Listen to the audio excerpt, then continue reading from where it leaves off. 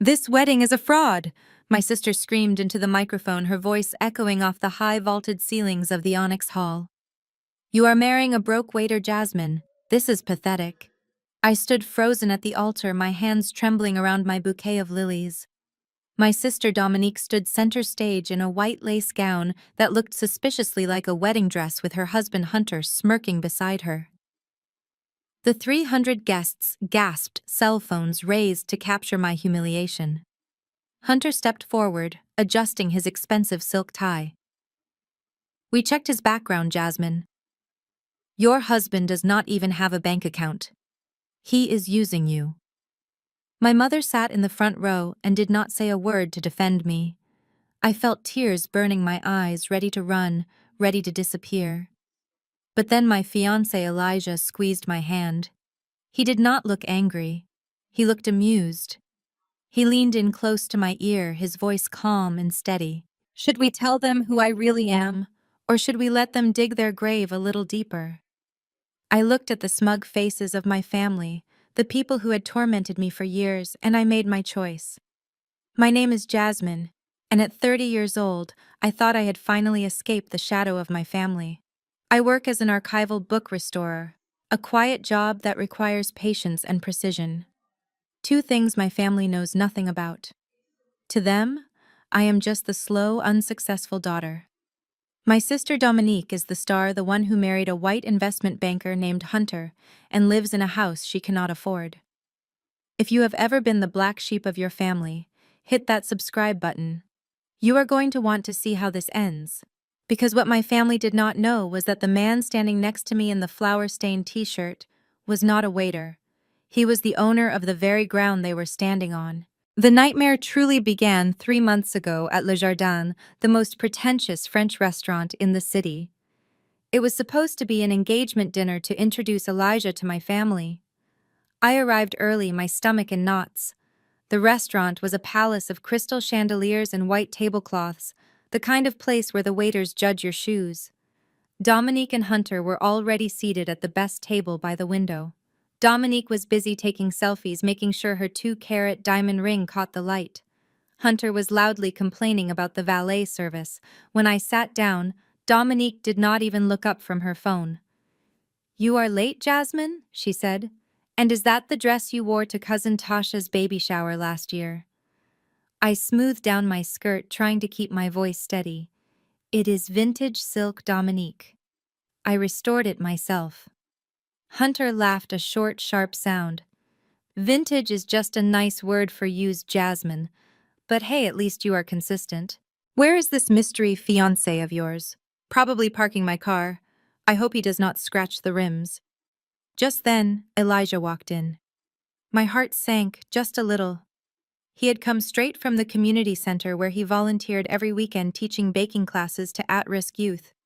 He was wearing faded jeans, worn-out sneakers, and a gray t-shirt, with a smear of white flour on the shoulder. In a room full of suits and evening gowns, he stuck out like a sore thumb, but he walked with a confidence that made heads turn. Sorry I am late, Elijah said, his voice deep and warm, as he kissed my cheek. The traffic on the bridge was a mess. He reached out to shake Hunter's hand. Nice to meet you. I am Elijah. Hunter did not stand up. He did not even take his hand out of his pocket. He just looked Elijah up and down, staring at the flower on his shirt with a look of absolute disgust. Oh, I get it, Hunter said, snapping his fingers at a passing server. You must be fresh off a shift. Hey, big guy. Since you are already standing, grab me a sparkling water with lime, and tell the kitchen to hurry up with the bread basket. My mouth fell open. Hunter thought my fiancé was a waiter. No worse. He thought he was the help. Hunter, I said, my voice rising.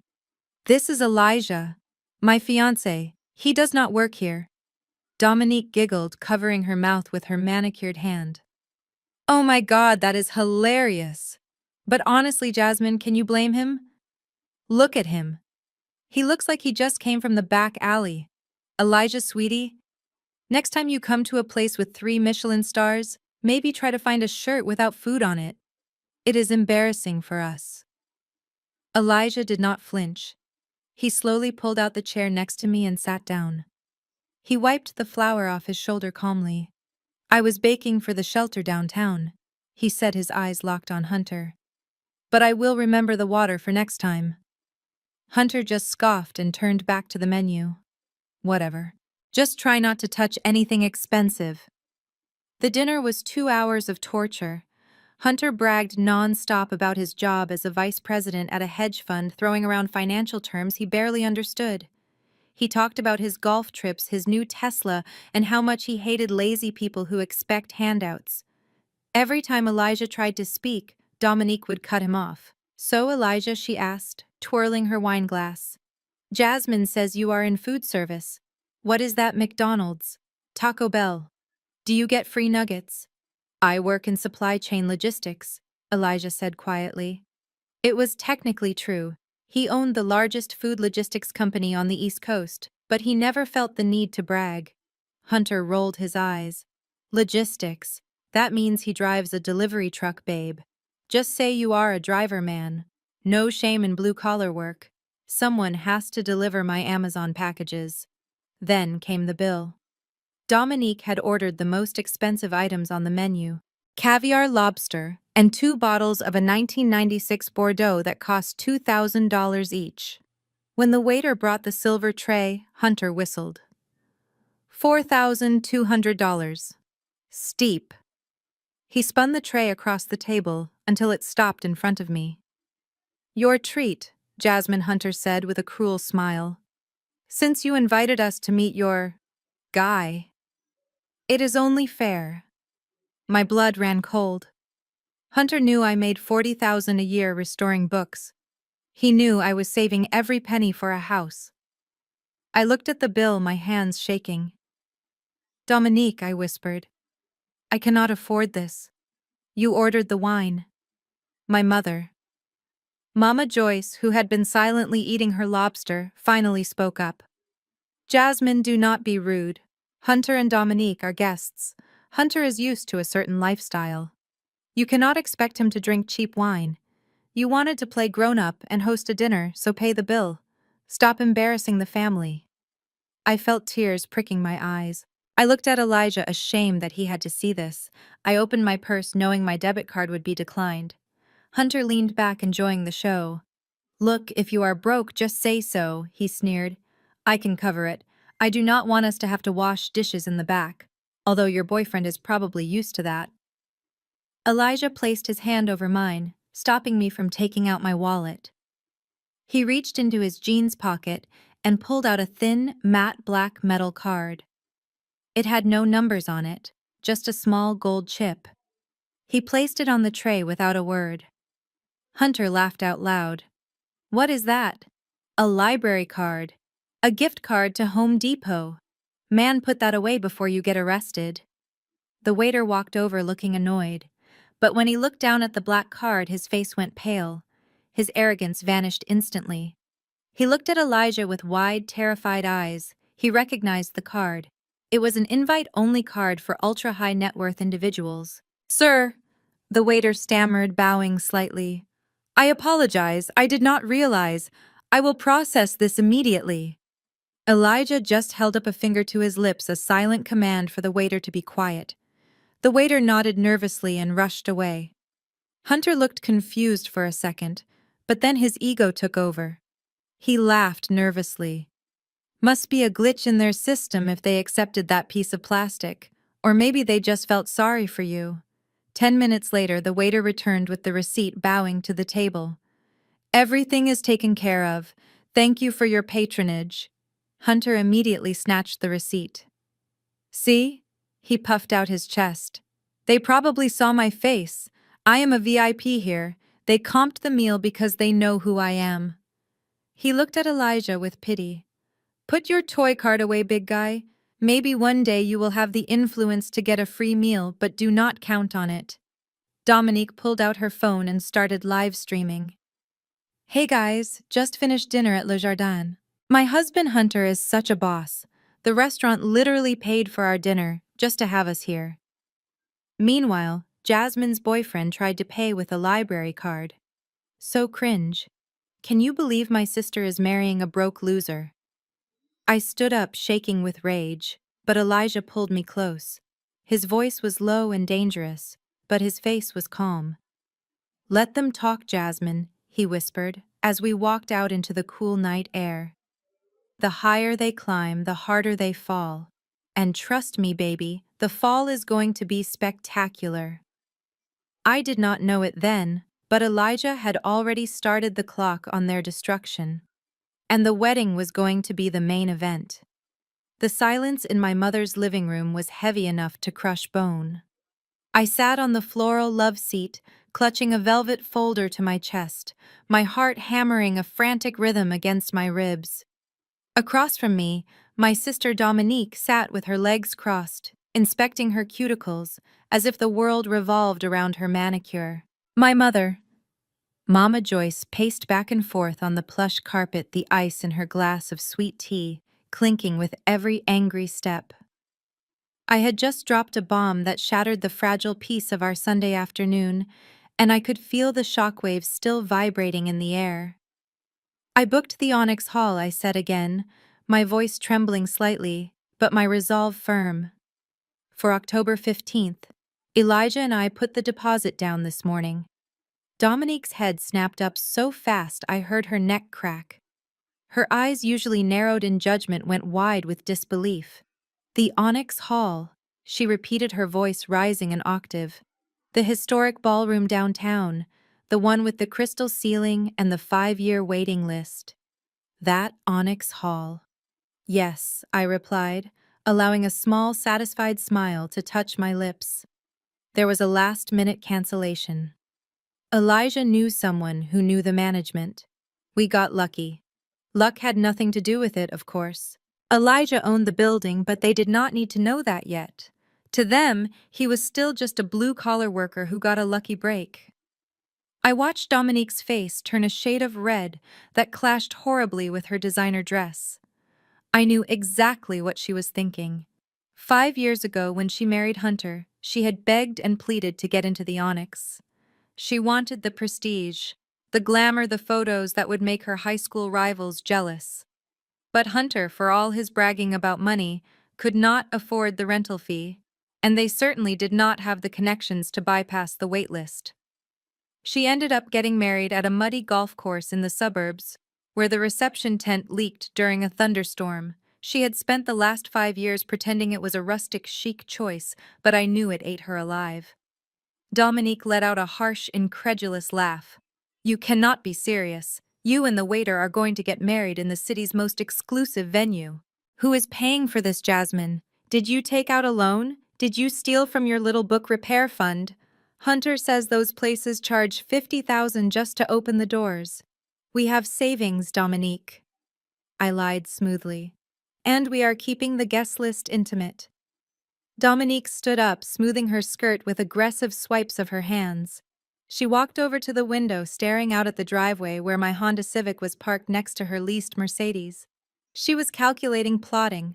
I could practically hear the gears grinding in her head. She spun around, her face transformed into a mask of fake concern. October 15th, she said slowly, tapping a finger against her chin. Oh, Jasmine. Honey. You cannot get married on October 15th. Why not? I asked, bracing myself. Because of the retrograde, she said, as if it were the most obvious thing in the world. Mercury is in retrograde that week, and the moon is waning. It is terrible feng shui. If you get married on that day, your marriage is doomed to fail. I read an article about it just yesterday. It brings poverty and infidelity. I stared at her. You have got to be kidding me. You do not even believe in astrology. I believe in protecting my little sister, she said, her voice dripping with artificial sweetness. Look, I am doing you a favor. You need to cancel that date. Move it to, say, next spring. Do it at the community park near the lake. It is much more your speed. It is casual, relaxed. You can have food trucks. Elijah would feel so much more comfortable there, do not you think? He would not have to worry about using the wrong fork. I gripped the velvet folder tighter. I am not moving the date, Dominique. And I am certainly not getting married in a park. Mama Joyce stopped pacing. She set her glass down on the coaster with a sharp thud. Listen to your sister Jasmine. She knows about these things. She moves in high society circles. She knows what is appropriate.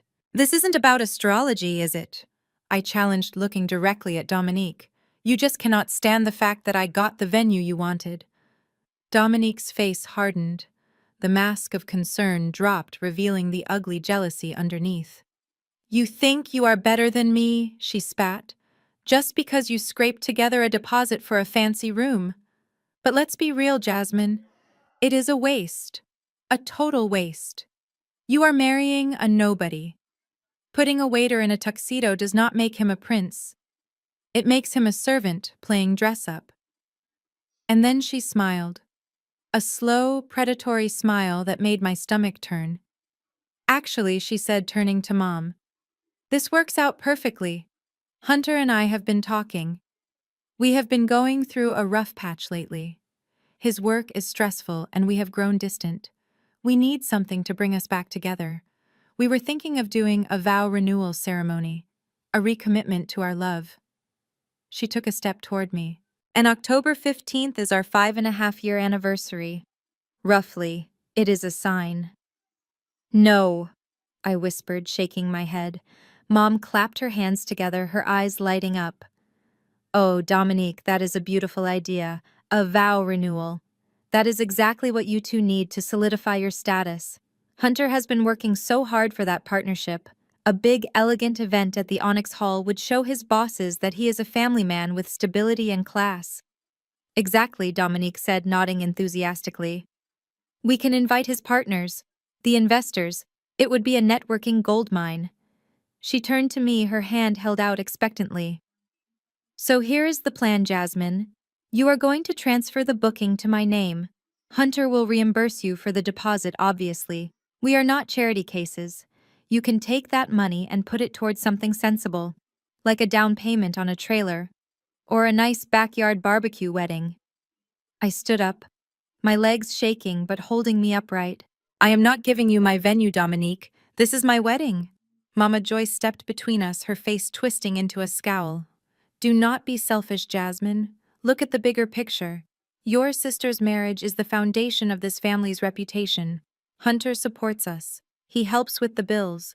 If this party helps him get that promotion, we all win. You and Elijah, well, let's be honest. Does it really matter where you say your vows? You could do it at the courthouse and it would be the same. Elijah probably cannot even afford a tuxedo. Why embarrass him by dragging him into a ballroom where he does not belong? He belongs wherever I am, I said, my voice rising.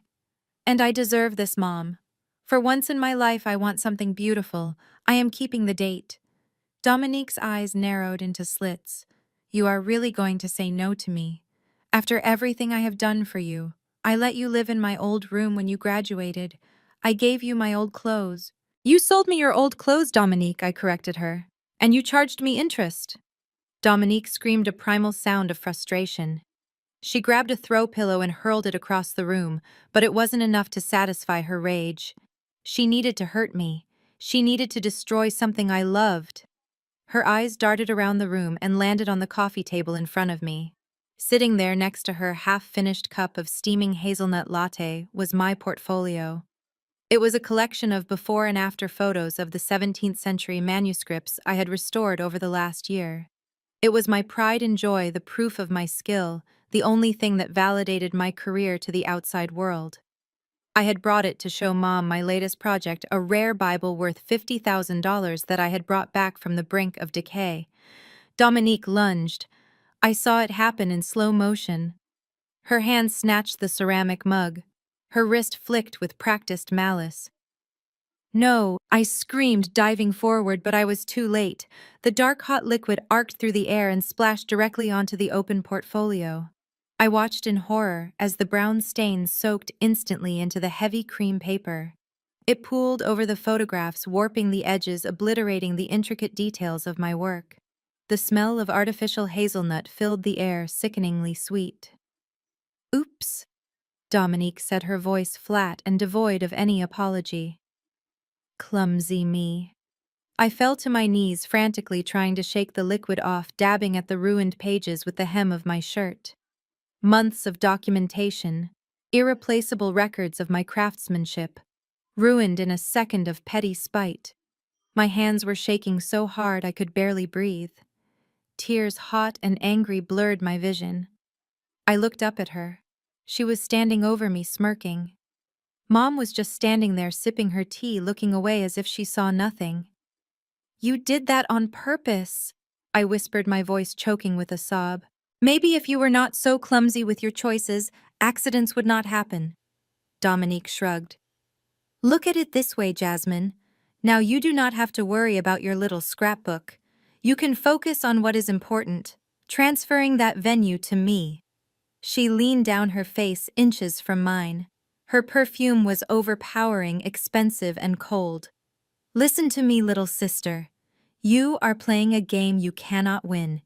You think booking a fancy room makes you one of us. It does not. You are pathetic. You are a joke.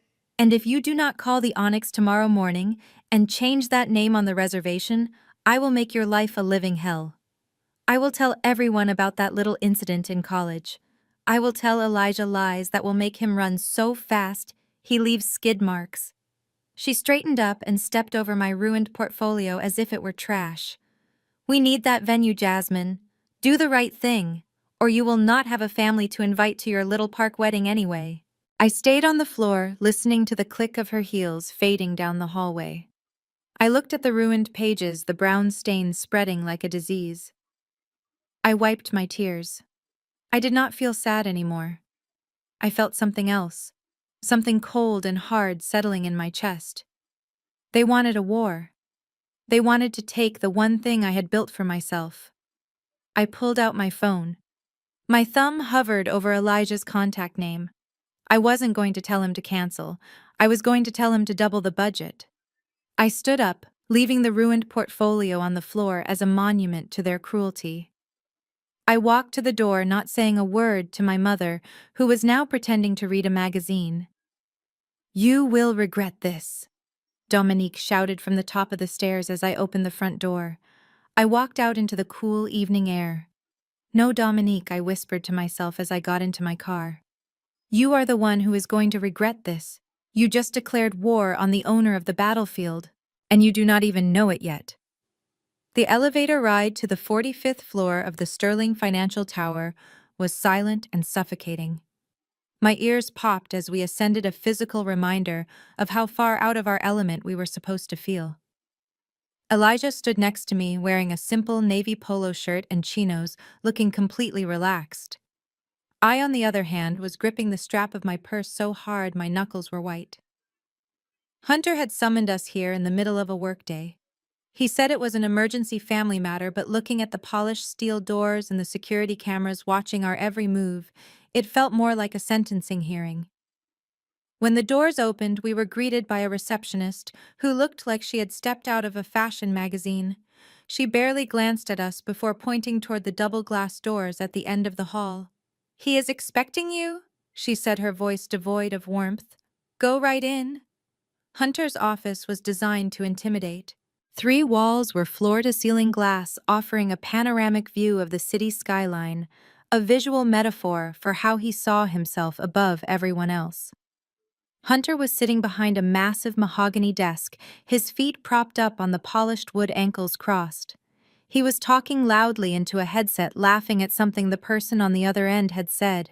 He saw us walk in but did not move his feet. He just held up a finger, signaling us to wait. We stood there for 5 full minutes while he discussed golf handicaps and stock options. It was a power play, plain and simple. He wanted us to know that our time was worthless compared to his. Finally, he tapped the headset and tossed it onto the desk. "Well, look who finally made it," Hunter said, swinging his legs down and leaning forward. "The happy couple. Or should I say the delusionally happy couple?" I straightened my spine. "What do you want, Hunter? I have work to do." Hunter chuckled, shaking his head. "Restoring old dusty books is hardly work, Jasmine. It is a hobby. Real work happens in places like this." He gestured grandly around the room. "But that is actually why I called you here. I have been thinking a lot about our conversation at Mom's house, about the wedding, about the venue. He opened a leather folder on his desk and slid a piece of paper toward us. It was an employment contract. I know things are tight for you too. Hunter continued, his tone dripping with fake sympathy. Dominique tells me Elijah here is practically unemployed. Volunteering at a soup kitchen is noble, sure, but it does not pay the rent, and it certainly does not pay for the Onyx Hall. So I decided to step up. I am a generous guy after all. I looked down at the paper. It was a contract for a night security guard position at this very building. I pulled some strings with the building management, Hunter said, puffing out his chest. It is a graveyard shift, 11 p.m. to 7 a.m. Mostly checking badges and making sure the janitors do not steal anything. But here is the kicker. He paused for dramatic effect. It pays $18 an hour. He looked at Elijah, expecting gratitude. That is almost double minimum wage, big guy. A real career path. You stick with it for 10 years, maybe you make shift supervisor. It is a golden ticket for a guy with your background. Elijah did not blink. He looked at the contract, his face unreadable. You want me to work security here? Elijah asked, his voice calm. Hunter nodded enthusiastically. It is a quid pro quo, Elijah. That is Latin. It means I help you, you help me.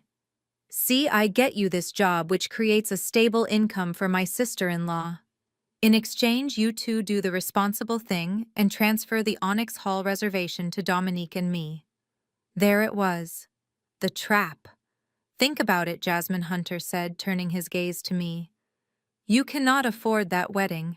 Even if you scrape every penny, you will start your marriage in debt. With this job, Elijah can actually contribute. You give us the venue, we take over the payments, and you get a husband who is gainfully employed. Everyone wins, especially you, since you stop living in Fantasyland. My blood boiled. He was not offering a job, he was offering a leash. He wanted to humiliate Elijah, turn him into a servant in his own building, all to steal my wedding date. I opened my mouth to tell him exactly where he could shove his contract, but Elijah stepped forward. Interesting offer, Elijah said. He reached over and picked up a red marker from Hunter's desk. May I? Hunter smirked. Sure. Sign on the dotted line at the bottom. Do not worry about reading the fine print, it is standard legal stuff. Probably too complex for you anyway. Elijah did not sign. Instead, he began to read. He read slowly, his eyes scanning every line. The room was silent save for the hum of the air conditioning. Hunter started to look annoyed. Just sign it, man. I have a lunch meeting in 10 minutes. Elijah uncapped the red marker. Actually, Hunter, there are a few issues here. He drew a sharp red circle around a paragraph on the first page. This clause about overtime is interesting. It states that overtime is calculated bi-weekly, not weekly. That is a violation of state labor laws for hourly contractors. Hunter blinked, confused. What are you talking about? Elijah flipped the page. Slash of red ink. And here. You have listed the uniform deduction as mandatory. Under current legislation, if the uniform is required for the job, the employer cannot deduct the cost if it drops the employee's effective wage below a certain threshold. At $18 an hour, this deduction is borderline illegal. Hunter sat up straighter, his feet dropping to the floor. Hey, stop marking up the paper. That is an official document. Elijah ignored him. He circled a figure on the compensation table. And this pay structure, it seems the security firm is classified as a subsidiary of the parent holding company to avoid payroll taxes.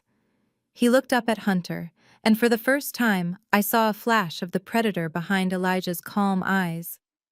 Tell me, Hunter, does your compliance officer know that your vendors are structuring their payroll this way? Because if an audit were to happen, the liability would roll up to the primary leaseholder, which is your firm. Hunter's face went from smug to flushed in 3 seconds. He stood up, slamming his hand on the desk. You listen to me, you ungrateful little punk. I offer you a lifeline, and you try to lecture me on finance. Who do you think you are? You bake bread for homeless people. You do not know the first thing about corporate liability.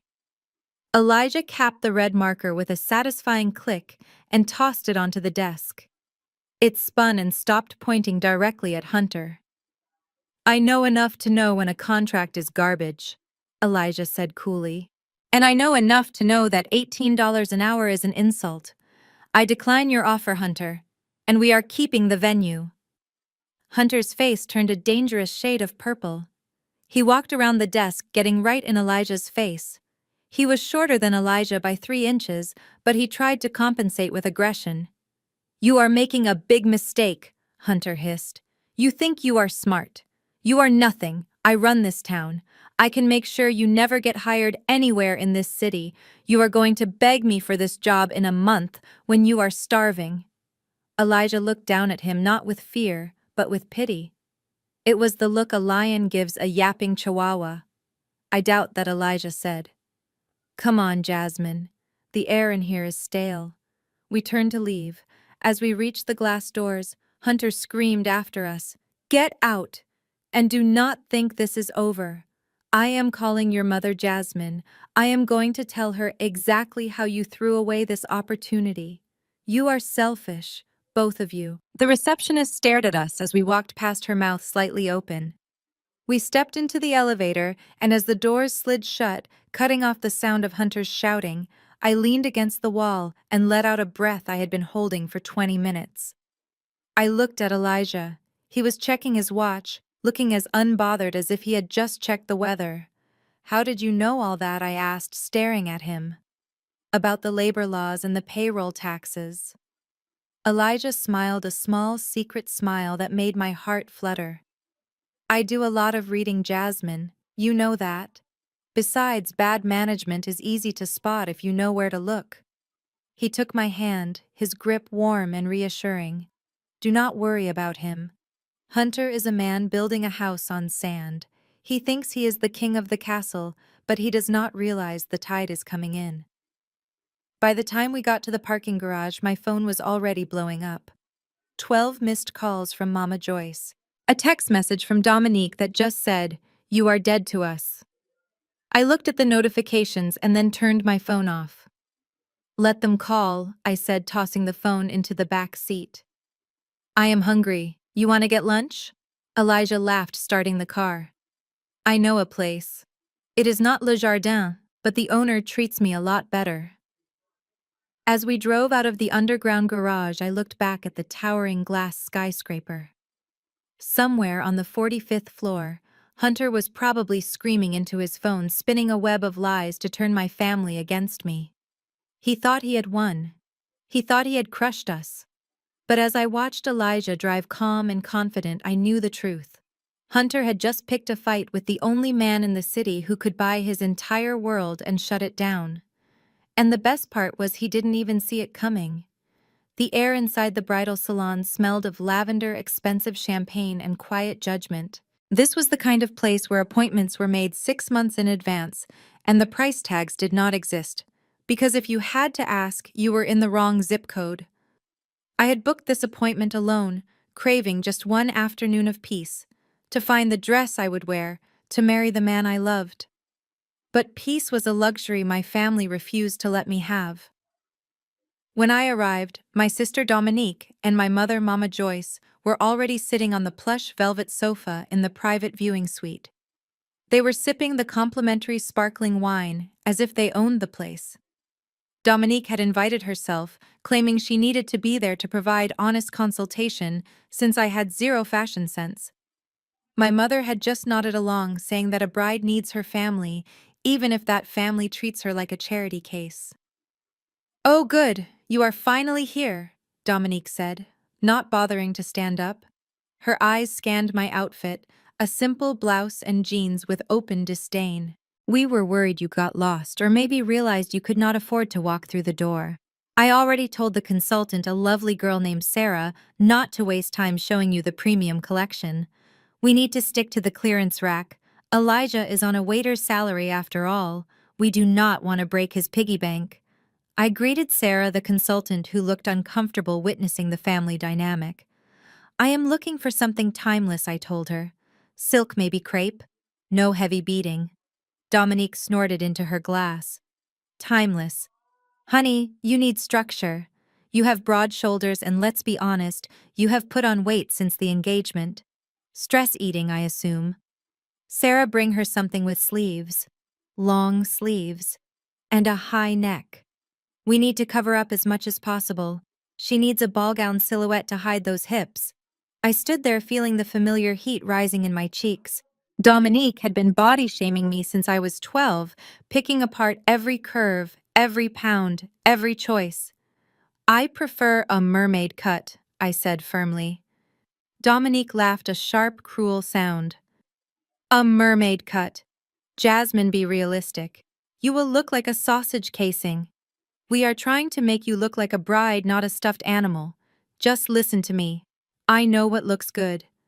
I was a pageant queen, remember? You were the one in the library. For the next hour, I endured hell. Dominique rejected every dress I pointed at. She forced Sarah to bring in gowns that were hideous heavy things with excessive lace and ruffles that swallowed me whole. When I stepped out of the dressing room in a stiff, high-necked dress that made me itch, Dominique nodded approvingly. See? Much better. It hides your arms. It distracts from your posture. Mom, what do you think? Mama Joyce squinted at me. Well, it is certainly modest. It covers your flaws, Jasmine. You know you do not have your sister's figure. You have always been sturdy. This dress makes you look decent. It is adequate. Adequate. That was the word they used for my entire life. I went back into the changing room to take off the monstrosity. When I came back out in my robe, the viewing room was empty. Sarah looked panicked. Where did they go? I asked. Sarah pointed toward the main showroom floor. Your sister. She saw a dress she liked. I walked out to find Dominique standing in front of a three-way mirror. She was wearing a wedding dress. Not just any wedding dress. It was a Galia Le Havre masterpiece, sheer lace, plunging back intricate embroidery that caught the light like crushed diamonds. It was white.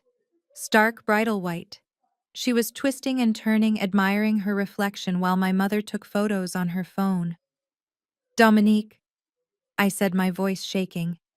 What are you doing?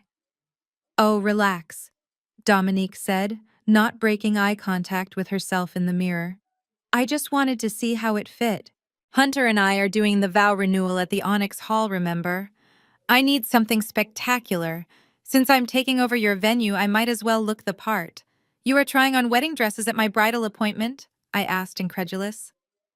Well, someone has to look good today, she retorted. Besides, look at this. It fits me perfectly. No alterations needed. This is what a bride is supposed to look like, Jasmine. Effortless, slim, radiant. Honestly, I might just buy this today. I could even wear it to your wedding. You know, to elevate the photos. You are going to be in that frumpy clearance dress, so having me in this will give the guests something beautiful to look at. My mother nodded in agreement. It is stunning, Dominique. You look like an angel. Jasmine, you should be happy your sister is so stylish. She can give you tips on how to carry yourself. Something inside me snapped. Not a loud screaming snap, but a quiet, definitive break. I looked at my sister preening in a white gown at my appointment, trying to steal the one moment that was supposed to be mine. I looked at my mother enabling her narcissism, and then I remembered who I was. I was not just Jasmine the doormat. I was a master archivist. I restored million-dollar manuscripts for museums. I knew quality. I knew luxury. And I had my own money, plenty of it sitting in an investment account they knew nothing about. I turned to Sarah. Take that dress off of her, please. It is a sample size and she is stretching the seams. Dominique's jaw dropped. Excuse me. And Sarah, I continued, my voice calm and authoritative. I am done with the clearance rack. Bring me the Amsale gown from the window, the silk file trumpet gown with the architectural back. Sarah hesitated. Ma'am, that gown is from the new couture collection. It is $6,000. I know, I said. Bring it. And bring a bottle of the vintage champagne you keep in the back for the VIP clients. Not this sparkling wine. Dominique laughed nervously. Jasmine, stop acting crazy. You cannot afford a $6,000 dress. Elijah will have a heart attack. You are going to bankrupt him before the wedding even starts. I ignored her. I went back into the dressing room. When Sarah helped me into the amsale gown, I felt a shift. The silk was heavy and cool against my skin. The structure was impeccable. It didn't hide my body. It celebrated it. The trumpet flare balanced my shoulders perfectly. I looked like a statue, a work of art. I looked powerful. When I stepped out onto the pedestal, the room went silent. For a split second, I saw genuine shock in Dominique's eyes. She knew deep down that I looked incredible, but she could never admit it. It is a bit much, isn't it? Dominique sniffed, crossing her arms over the white dress she was still wearing. It looks pretentious. And it is too tight in the hips. You look like you are trying too hard to be wealthy. Stick to your lane, Jasmine. I signaled Sarah. I will take it, and I will take the cathedral veil with the pearl inlay. Mom gasped. Jasmine, have you lost your mind? That is thousands of dollars. You cannot put that on a credit card. Hunter is not going to bail you out when the bill comes. I do not need Hunter, Mom. I walked to the register still in the dress. I pulled out my own card. Not Elijah's black card. My card. The one connected to the account where I deposited the bonuses from my private restoration commissions in Europe. Dominique watched me swipe the card. She waited for the decline. She wanted the decline. She wanted to laugh. Approved. The machine beeped. Sarah smiled. I will have this pressed and shipped to your address, Jasmine. You look breathtaking. I turned to Dominique, who looked like she had swallowed a lemon. You should take that off, Dominique. White really isn't your color. It highlights the jealousy in your complexion.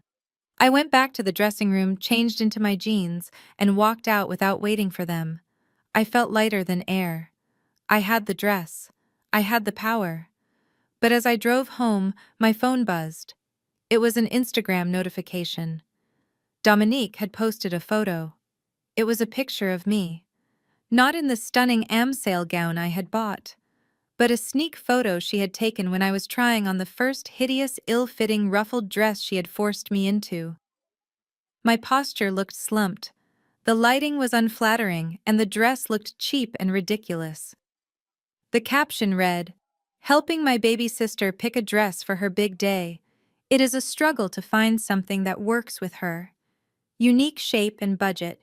But we are trying #bridezilla, /charity, work, /sisters. Pray for her fashion sense." Comments were already rolling in from her friends and our extended family. Oh wow, brave choice. She looks healthy. You are such a good sister for helping her, Dom. I gripped the steering wheel until my knuckles turned white. She had stolen the moment again. She had taken my victory and twisted it into a public humiliation. She wanted the world to see me as the ugly duckling, the charity case, the failure. Let her have her likes, I whispered to the empty car. Let her post her pictures. Because on October 15th, when I walked down the aisle of the Onyx Hall in a $6,000 gown that I bought with my own money holding the hand of a man who owns the building, she is going to realize that she isn't the main character of this story. She is just the villain, and villains always lose in the end. 3 days before the wedding, my phone buzzed with a text from Dominique. It was a picture of a bottle of expensive scotch and a caption that read, "Finally teaching your man how to drink like a gentleman. Do not wait up." Hunter had invited Elijah to what he called a peace-offering bachelor party. I begged Elijah not to go. I knew it was a trap. Hunter had spent the last 3 months trying to humiliate us, and suddenly he wanted to buy my fiancé a drink. It smelled like trouble. But Elijah just kissed my forehead and told me to trust him. He said he wanted to see exactly how low Hunter was willing to sink. The venue Hunter chose was the Obsidian Room, a dimly lit members-only lounge where the leather chairs cost more than my car, and the air smelled of Cuban cigars and old money. Hunter was already seated in a private booth when Elijah arrived, flanked by 2 of his loud finance bros. They were laughing about a merger, But they went silent when Elijah approached. Hunter did not stand up. He just gestured to the empty seat opposite him. "Glad you could make it, big guy," Hunter said, his smile not reaching his eyes. "I thought we should clear the air before the big day. No hard feelings about the job offer, right? Just business." Elijah sat down, his posture relaxed but his eyes sharp. "No hard feelings, Hunter. I appreciate the invitation." Hunter snapped his fingers, and a waitress appeared with a bottle of whiskey that looked older than me. He poured 2 glasses, sliding one toward Elijah. But before Elijah could reach for it, a woman in a tight red dress materialized from the shadows. She was stunning with long dark hair and a perfume that filled the booth. She stumbled slightly, falling right into Elijah's lap. "Oh, I am so sorry." She giggled, her hand lingering on Elijah's chest a little too long. "I am so clumsy. You are strong, aren't you?" She looked up at him through her lashes, and I could see Hunter pulling out his phone under the table, ready to snap a picture. This was the setup, a compromising position, a photo of the groom with a stripper on his lap 3 days before the wedding. It was a classic cheap, dirty trick. Elijah gently but firmly held the woman by her arms and set her back on her feet. He didn't look flustered. He didn't look tempted. He looked bored. "You seem to have lost your balance," Miss Elijah said calmly. "The floor is level, so perhaps you should switch to water." The woman looked confused. She glanced at Hunter for instruction. Hunter glared at her, signaling her to try harder. She leaned in again, whispering something in Elijah's ear, but Elijah turned his attention to the glass of whiskey Hunter had poured. He lifted it to his nose and inhaled deeply. Then he set it back down without taking a sip. Hunter frowned. "What is the matter? Not good enough for you. That is a 50-year-old single malt. It costs $200 a shot. Drink up, unless you are afraid you cannot handle the good stuff." Elijah picked up the bottle itself. He ran his thumb over the label, then checked the foil seal around the neck. He tilted the bottle against the light.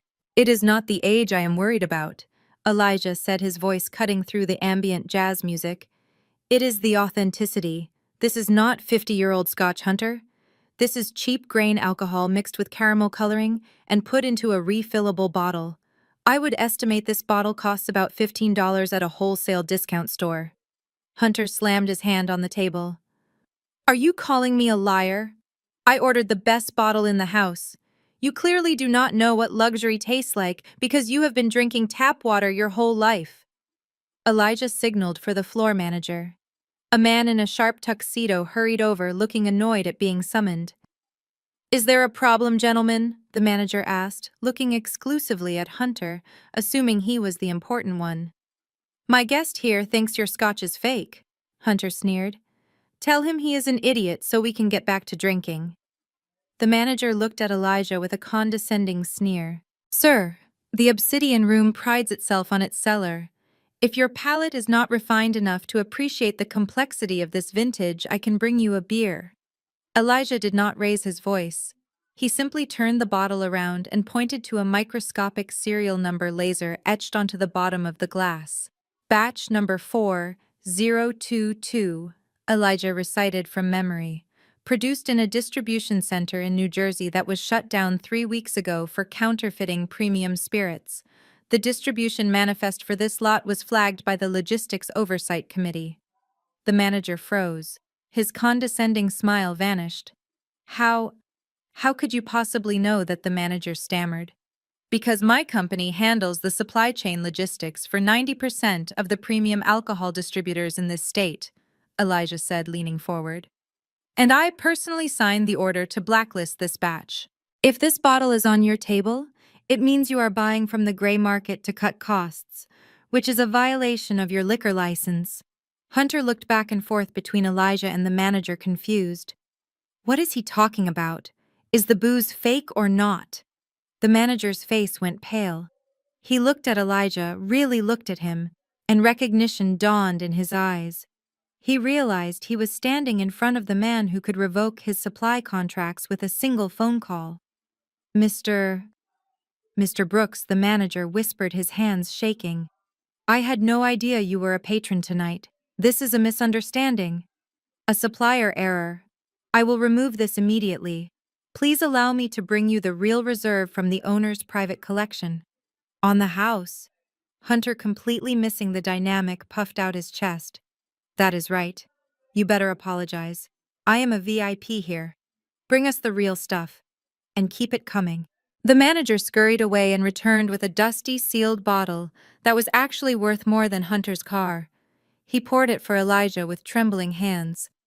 Hunter, eager to reassert dominance and cover his embarrassment, downed his drink in one gulp. Then another. Then another. He wanted to prove he was the big man. He wanted to drink Elijah under the table. Keep up, Elijah. Hunter slurred his face, flushing red. You think you are smart because you memorized some numbers. You are still just a nobody. I am going to ruin you. After the wedding, I am going to make sure you never work in this town. Elijah sipped his water, watching Hunter self-destruct. The woman in the red dress, realizing the plan had failed and that Hunter was becoming a sloppy mess, quietly slipped away. Hunter kept drinking, fueled by rage and insecurity. An hour later, the master of the universe was slumped over the mahogany table. His expensive Italian suit was stained with drool. He tried to stand up to give a toast to his own greatness, but his legs gave out. He pitched forward violently, retching all over the Persian rug and his own shoes. The finance bros stepped back in disgust. The manager rushed over, looking horrified. Get him out of here, the manager hissed to security. Elijah stood up, not a hair out of place. He pulled out his wallet and handed $100 bill to the cleaning staff. Put him in a taxi, Elijah instructed the bouncer. Send him to his home address. And make sure the driver knows to charge him a cleaning fee if he gets sick in the car. Elijah walked out of the club, leaving Hunter groaning on the floor in a puddle of his own making. When he got home to me, he smelled of fresh air and victory. Did you have fun? I asked, checking him for signs of distress. It was educational. Elijah smiled, taking off his jacket. Hunter learned a valuable lesson tonight. Never try to poison a man who owns the antidote. The next morning, Dominique called me screaming.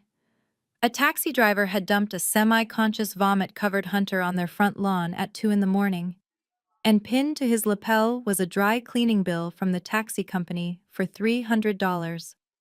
Your fiancé is a monster, Dominique shrieked. He got my husband drunk and abandoned him. I looked at Elijah, who was making pancakes in our kitchen, humming a soft tune. He didn't abandon him, Dominique, I said calmly. He just returned the package. Logistics, remember. Elijah is very good at delivery. The night before our wedding, the air in the private dining room was thick enough to cut with a knife. We were at a steakhouse that Hunter had selected mostly because he wanted to flirt with the hostesses and show off his platinum credit card. My mother, Mama Joyce, sat at the head of the table, rearranging the floral centerpieces because she claimed they were not symmetrical enough. Dominique was busy critiquing the menu, complaining loudly that the filet mignon was overpriced for a domestic cut. Beside me, Elijah sat quietly, holding my hand under the tablecloth. He looked handsome in his simple button-down shirt, but to my family he was just a prop, a placeholder groom who was lucky to be invited to his own dinner. The tension shifted when Hunter stood up. He tapped his knife against his wine glass, the sharp, clinking sound silencing the room. He adjusted his silk tie and puffed out his chest, looking like a rooster preparing to crow. He had that gleam in his eye, the one that meant he was about to talk about himself. Family, Hunter began, his voice booming. I know we are here to rehearse for tomorrow, but I have some news that is honestly bigger than a wedding. I wanted to share it with you all, because, well, I am the one carrying this family to the promised land. Dominique clapped her hands excitedly. Tell them, baby. Tell them what you told me in the car. Hunter grinned, looking directly at my mother. Mama Joyce, you might want to order the lobster tonight. I am about to become a very rich man. My firm is in the final stages of closing a massive partnership deal with a logistics giant. You might have heard of them. EJ Logistics Group. I felt Elijah's hand tighten slightly around mine. I bit the inside of my cheek to keep my face completely neutral. I took a sip of water to hide the smile that was threatening to break through. EJ Logistics Hunter continued pacing around the table like he was giving a TED Talk. They are the biggest supply chain player on the East Coast.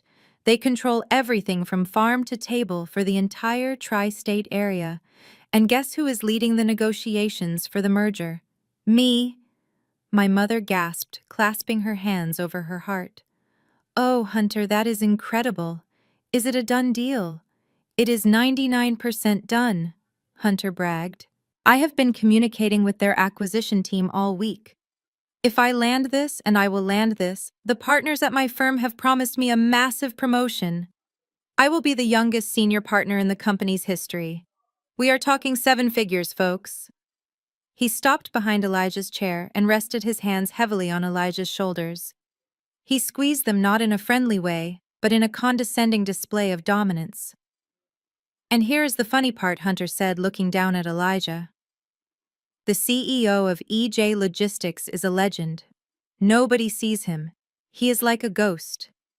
But rumor has it he is a self-made man. Started from nothing. A real grinder. I heard he fires people if they are even 1 minute late. He despises laziness. Hunter leaned in closer to Elijah's ear. You should take notes, big guy. This CEO would eat someone like you for breakfast. He values ambition. He values hustle. He doesn't respect men who are content with washing dishes or clearing tables. If you ever met him, he probably wouldn't even let you shine his shoes. I looked at Elijah. His expression was calm, almost serene. He slowly reached for his glass of water and took a sip. Is that so? Elijah asked, his voice steady. He sounds like a difficult man to work for. He is a winner, Hunter corrected him sharply. And winners are always difficult because they demand excellence. I feel a connection with him, honestly. Even though we haven't met face to face yet, I feel like we are cut from the same cloth. We speak the same language. The language of success. I had to look down at my plate to stop myself from laughing out loud. The irony was so potent, it almost tasted sweet. Hunter had no idea that EJ stood for Elijah and Jasmine. We had started the company 5 years ago in a dusty garage, moving boxes ourselves, driving rented trucks until our backs ached. I handled the books and the restoration of old contracts while Elijah handled the operations. We built it brick by brick, staying in the shadows, letting our work speak for itself. The ghost CEO Hunter admired so much was sitting right in front of him wearing a $30 shirt and enduring his insults. Hunter returned to his seat beaming with pride. So Hunter said, raising his glass, to EJ Logistics, and to me for being smart enough to close the deal of the century. My mother and Dominique raised their glasses enthusiastically. To Hunter they chorused. I raised my glass too. To EJ I said, looking directly at Elijah, may the truth always come to light. Hunter didn't catch the double meaning. He downed his wine and signaled for the waiter to bring another bottle. Speaking of celebrating, Hunter announced, his voice getting louder as the alcohol hit his system. I have decided to give you guys a little wedding present. I know you two are struggling to pay for the bar tab tomorrow. I know you probably plan to serve cheap beer and boxed wine. Dominique giggled. Boxed wine is generous. I thought they were just going to serve tap water. Hunter waved his hand dismissively. Well, fear not. I made a call to the inventory manager at my firm. We have a corporate cellar stocked with Dom Perignon for client events. Since I am practically a senior partner now, I told them to load up a few cases and send them over to the Onyx Hall for the reception. My eyes widened. Hunter, I said. Are you saying you are taking champagne from your company's inventory? Without authorization. Hunter rolled his eyes. Relax, Jasmine. It is called a perk. When you are at my level, nobody counts a few bottles. Besides, I am bringing in millions of dollars with this EJ deal. They owe me. Consider it my donation to the cause. I just want to make sure the guests don't die of thirst while watching you two pretend to be royalty. He looked at Elijah with a smirk. You are welcome, by the way. Try not to drink it all yourself. I know how you people get when you see free stuff. Elijah stared at Hunter, his eyes cold and calculating. "Thank you, Hunter," Elijah said. "That is very revealing of you. I am sure your company appreciates your initiative." Hunter laughed, oblivious to the fact that he had just confessed to embezzlement in front of the owner of the logistics company that audited his firm's supply chain. "Yeah, well, that is the difference between us," Hunter said, leaning back in his chair. "I take what I want. You wait for scraps." The rest of the dinner was a blur of Hunter's arrogance and Dominique's cruel jokes. They talked about how they were going to spend Hunter's bonus. Dominique wanted a new G-Wagon. Hunter wanted a boat. They planned their future on money that didn't exist based on a deal with a man they were actively insulting. As we walked out of the restaurant, the cool night air felt cleansing. Hunter and Dominique stumbled toward the valet, laughing loudly. Hunter shouted something about being the king of the world. Elijah put his arm around my waist and pulled me close. "Are you okay?" he asked softly. I rested my head on his shoulder. "I am better than okay. I just realized something." "What is that?" he asked. "Hunter thinks he is closing a deal with you," I whispered. "But he just signed his own confession." Elijah kissed the top of my head. "He thinks he is a shark, Jasmine. But he forgets that sharks have to keep moving to survive. And tomorrow he is going to hit a wall." We watched them drive away in their leased luxury car, speeding recklessly into the night.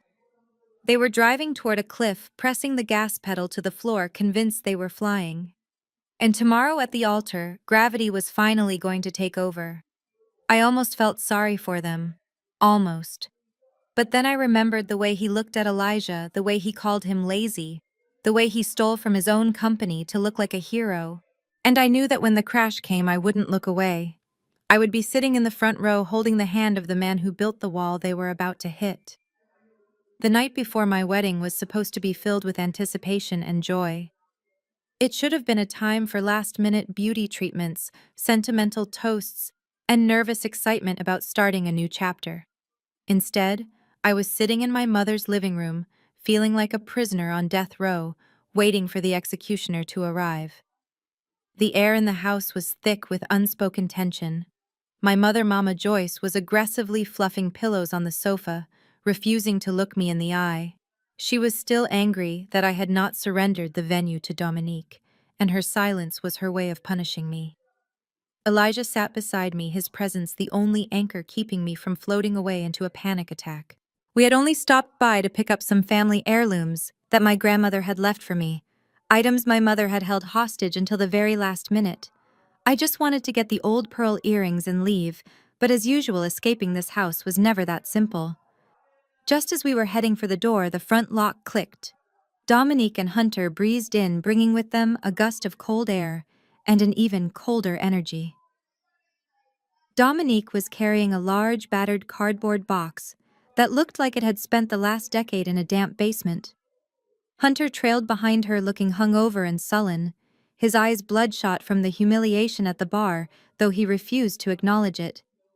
"Oh, good, you are still here," Dominique chirped, her voice dripping with that fake sugary sweetness that always preceded an insult. "We caught you just in time." She dropped the heavy box onto the coffee table with a thud that made the porcelain figurines on the mantel rattle. Dust motes danced in the air around it. "What is this?" I asked, eyeing the box warily. Dominique clapped her hands together. "It is a wedding gift. A surprise for the groom." She looked at Elijah with a pitying smile. "We were talking last night, Hunter and I, about your financial situation. We know how expensive tuxedos are to rent. And honestly, those rental suits are so tacky. They are made of cheap polyester, and hundreds of other men have sweated in them. We didn't want you standing at the altar looking like a high school prom date." Hunter leaned against the doorframe, crossing his arms. "Yeah, we figured we would help you out. Save you some cash so you can maybe afford to take Jasmine out for a burger on your honeymoon." Dominique ripped the tape off the box and opened the flaps. Immediately, a smell hit me. It was a pungent, stale odor of mothballs, old cedar, and underlying body odor. She reached in and pulled out a gray, pinstriped suit jacket. It was hideous. The fabric was shiny with age, the lapels were comically wide, and there was a distinct yellow discoloration around the collar. It looked like something a car salesman would have worn in 1995. "This is Hunter's old power suit," Dominique announced proudly, holding it up against her body. "He wore this when he got his first internship on Wall Street 10 years ago. It is a designer label Elijah. Hugo Boss. Vintage." She thrust the jacket toward Elijah. "It might be a little big in the shoulders since Hunter has a swimmer's build, but you can pin it back. It is definitely an upgrade from whatever you were planning to wear. Consider it our contribution to making you look presentable. We do not want you embarrassing the family in front of our guests." I stared at the jacket. I could see a small moth hole near the pocket. I looked at Hunter, who was smirking. This wasn't a gift. This was a power move. They wanted Elijah to walk down the aisle in Hunter's cast-offs. They wanted him to look ridiculous, ill-fitting, and poor standing next to their designer outfits. They wanted a visual representation of the hierarchy they had created in their heads. Hunter, the master; Elijah, the beggar. My blood turned to lava. The exhaustion I had felt all week evaporated, replaced by a pure, white-hot rage. I stood up and snatched the jacket from Dominique's hands. The fabric felt gross and oily against my skin. "You want him to wear this?" I asked, my voice trembling with suppressed fury. "You want my husband to get married in a suit that smells like a retirement home closet?" Dominique rolled her eyes. "You are being dramatic, Jasmine. Dry clean it and it will be fine. It is $1,000 suit. You should be saying thank you. Beggars cannot be choosers." "He is not a beggar," I snapped. I walked over to the kitchen trash can, the large metal one in the corner. I stepped on the pedal, the lid popped open, and I shoved the gray jacket deep into the garbage right on top of the coffee grounds and eggshells from breakfast. "He is not wearing your husband's garbage, Dominique. And he is certainly not wearing anything that has touched Hunter's skin." The room went dead silent. You could hear the refrigerator humming. Dominique stared at the trash can, her mouth open in shock. Hunter pushed himself off the wall, his face turning red. "Hey!" he shouted. "That is a classic suit. You just threw away money." My mother, who had been watching from the hallway, suddenly rushed forward. Her face was twisted in anger. She didn't look at the suit. She didn't look at the insult Dominique had just delivered. She only saw me, her scapegoat daughter, defying the golden child. She marched up to me, and before I could even flinch, her hand cracked across my face. The slap was loud and sharp. My cheek stung, heat radiating from the impact. My head snapped to the side. I stood there stunned, tasting the metallic tang of blood where my tooth had cut my inner lip. "How dare you, Mama Joyce?" hissed her finger, shaking in my face. "Your sister tries to do something nice for you, tries to help you save money, and you throw it in her face. You are an ungrateful, jealous little brat. I raised you better than this. Apologize to her, now. Fish that suit out and apologize." I slowly turned my head back to look at her. My own mother. She had never slapped Dominique. Not when Dominique stole money from her purse. Not when Dominique crashed her car. But she slapped me for refusing to let my fiancé be humiliated. I started to speak, but my voice broke. "I am not apologizing," I whispered. Mom raised her hand again. "Do not you defy me, Jasmine." But before her hand could come down a second time, a strong grip caught her wrist in midair. Elijah. He had moved across the room faster than I had ever seen him move. He didn't squeeze her wrist, he didn't hurt her, but he held her firm, stopping the blow inches from my face. His expression was terrifying. It wasn't the anger of a man who shouts. It was the cold, absolute stillness of a glacier. His eyes, usually so warm, were dark and impenetrable. "That is enough," Elijah said. His voice was low, barely above a whisper, but it carried more weight than any scream I had ever heard. He slowly lowered my mother's hand and released it. She stumbled back a step, looking frightened for the first time. She rubbed her wrist, though he hadn't left a mark. "You do not touch her again," Elijah said. Not tonight. Not tomorrow. Not ever. Hunter stepped forward, trying to regain control of the situation. Hey, do not touch my mother-in-law, man. Who do you think you are? You are in her house. Elijah turned his gaze to Hunter. Hunter froze. It was the look of a predator deciding whether or not to eat its prey. We are leaving, Elijah said. He walked over to the trash can. For a second, I thought he was going to take the suit out, but he didn't. He looked at the gray fabric nestled in the garbage, then looked at Dominique. Thank you for the thought, Dominique. Elijah said, his voice smooth and icy. But I do not need Hunter's hand-me-downs. You see, I believe a man's clothes should reflect his true value. He paused, letting the words hang in the air. And frankly, if I wore that suit, I would be depreciating my assets. Tomorrow, I will wear something that matches who I really am. I suggest you do the same. Although I am not sure they make suits that can cover up the kind of ugliness I have seen in this room tonight. Dominique gasped. You arrogant piece of... Elijah didn't let her finish. He took my hand, his grip gentle and protective. Come on, Jasmine. We have a wedding to get to, and we have nothing left to say to these people until I see them at the altar. He led me out the front door, past my mother who was still clutching her chest, past Hunter who was fuming impotently, and past Dominique who was staring at the trash can where her power move lay rotting among the refuse. As we walked to the car, the night air cooled my burning cheek. I started to cry silent tears of shock and pain. Elijah stopped at the driver's side door. He pulled me into his arms and held me tight. I buried my face in his chest, smelling his clean soap and the fresh scent of the night, washing away the smell of that old moth-eaten suit. I am sorry, I sobbed. I am so sorry you have to deal with them. Shh, Elijah whispered, stroking my hair. Do not be sorry. Be ready. Ready for what I asked, looking up at him. He wiped the tear from my cheek with his thumb, his eyes fierce in the moonlight. Ready for tomorrow. They wanted to show Jasmine. They wanted to see us crumble. But tomorrow when those doors open, they are going to realize they spent their whole lives betting against the house, and the house always wins. He opened the car door for me.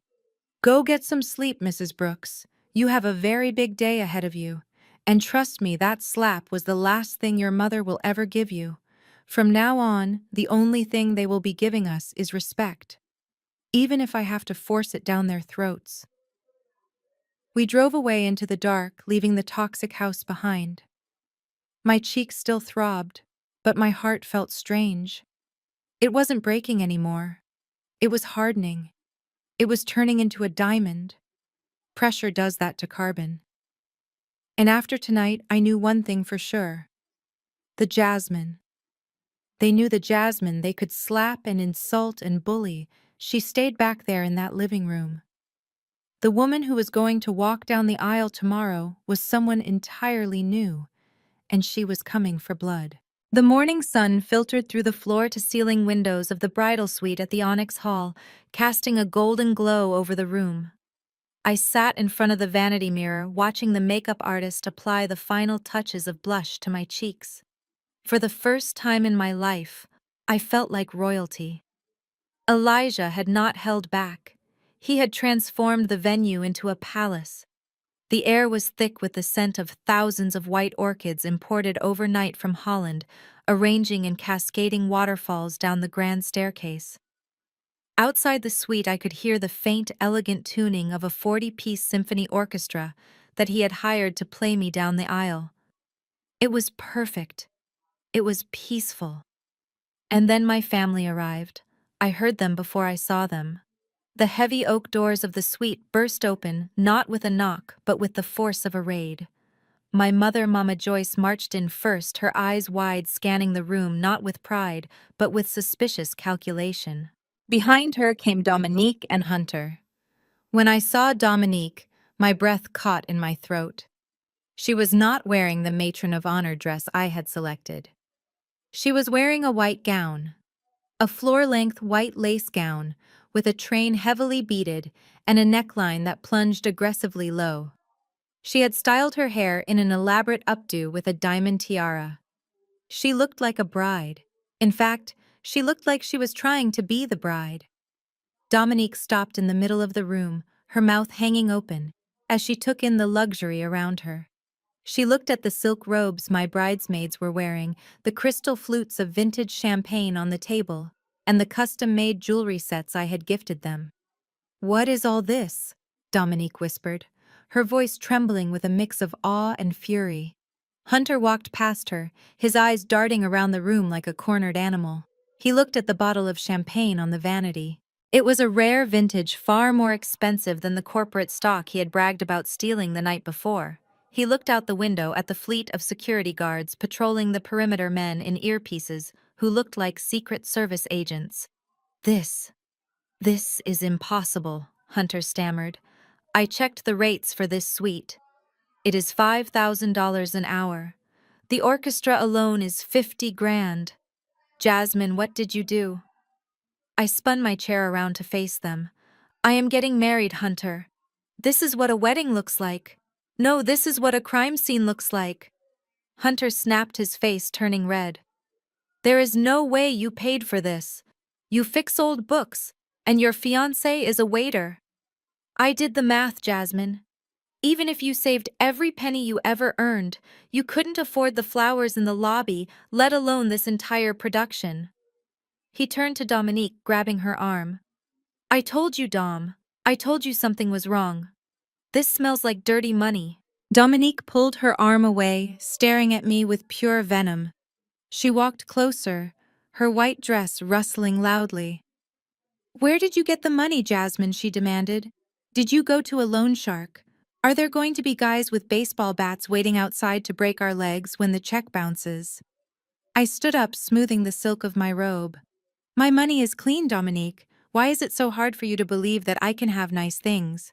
"Because you," Dominique screamed, losing her composure. "You are the screw-up. You are the one who needed my old clothes.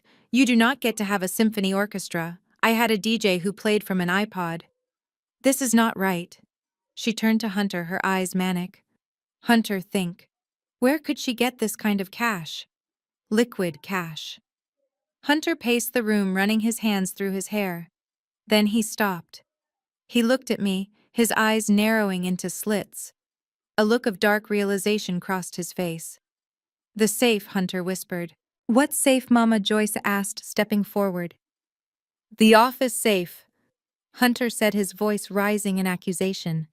"Last month when we went on vacation, I gave Jasmine the emergency key to my office to water the plants. I gave her the alarm code." He pointed a shaking finger at me. "There is a petty cash fund in the floor safe, and access codes to the client escrow accounts. I kept them written down in the ledger." "You took it, didn't you?" My jaw dropped. "You think I stole from your company?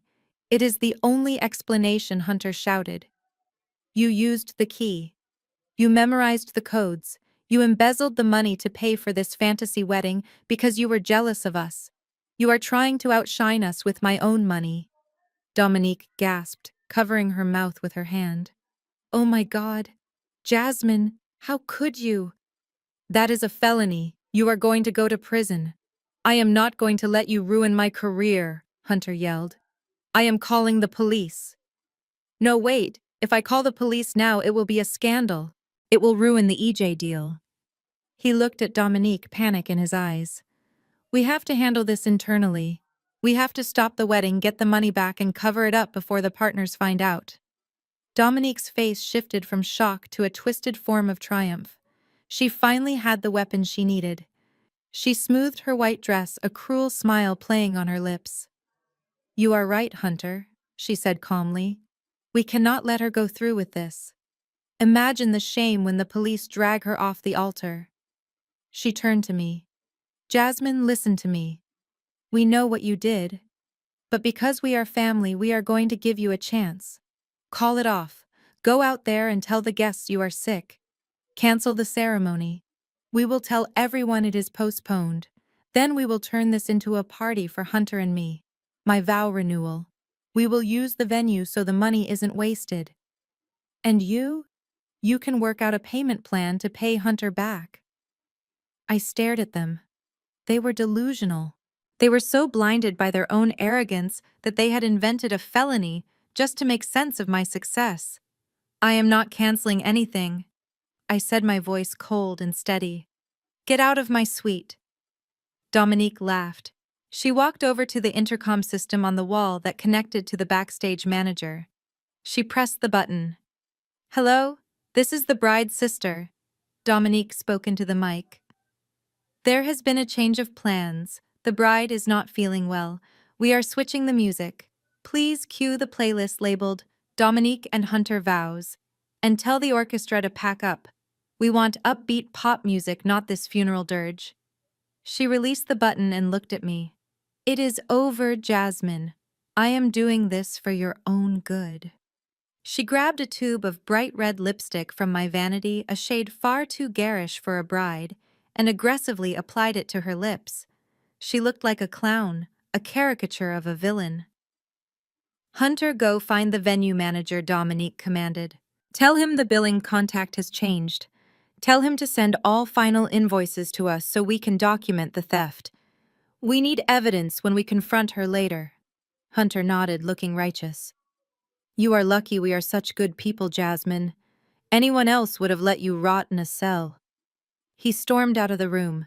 Dominique adjusted her diamond tiara in the mirror standing next to me. In the reflection, we looked like opposites. Me in my elegant robe, her in her stolen bridal glory. "You look pathetic," she whispered to my reflection. "Trying to be something you are not.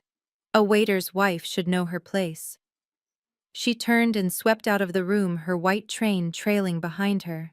I stood there for a moment in the silence. My hands were shaking, not from fear but from adrenaline. They really believed it. They believed I was a criminal. They were so desperate to be superior that they had convinced themselves I was a thief. I picked up the intercom button Dominique had just pressed. "Hello? Are you there?" I asked. A voice crackled back. "Yes, Mrs. Brooks. We heard the request. Should we ignore it?" I smiled. "Yes. Ignore everything she said. But do me a favor. Ensure the microphone at the altar is live, and tell the security team to stand by." "Understood, ma'am." I looked at myself in the mirror one last time. I didn't see the scared little sister anymore. I saw a woman who was about to drop a nuclear bomb on the people who had tormented her for 30 years. I picked up my bouquet of white lilies. "Let them play their games," I whispered. "Let them think they have won. Because when I walk out there, they are going to find out that the man they called a victim is actually the judge, the jury, and the executioner. And court is about to be in session." The moment the heavy oak doors of the grand ballroom swung open, the world seemed to hold its breath. The 40-piece symphony orchestra swelled into a crescendo, filling the vast cathedral like space with a melody so hauntingly beautiful it brought tears to the eyes of strangers. I stood at the threshold, clutching my bouquet of white lilies, and for the first time in my life, I did not feel like the girl who cleaned up everyone else's mess.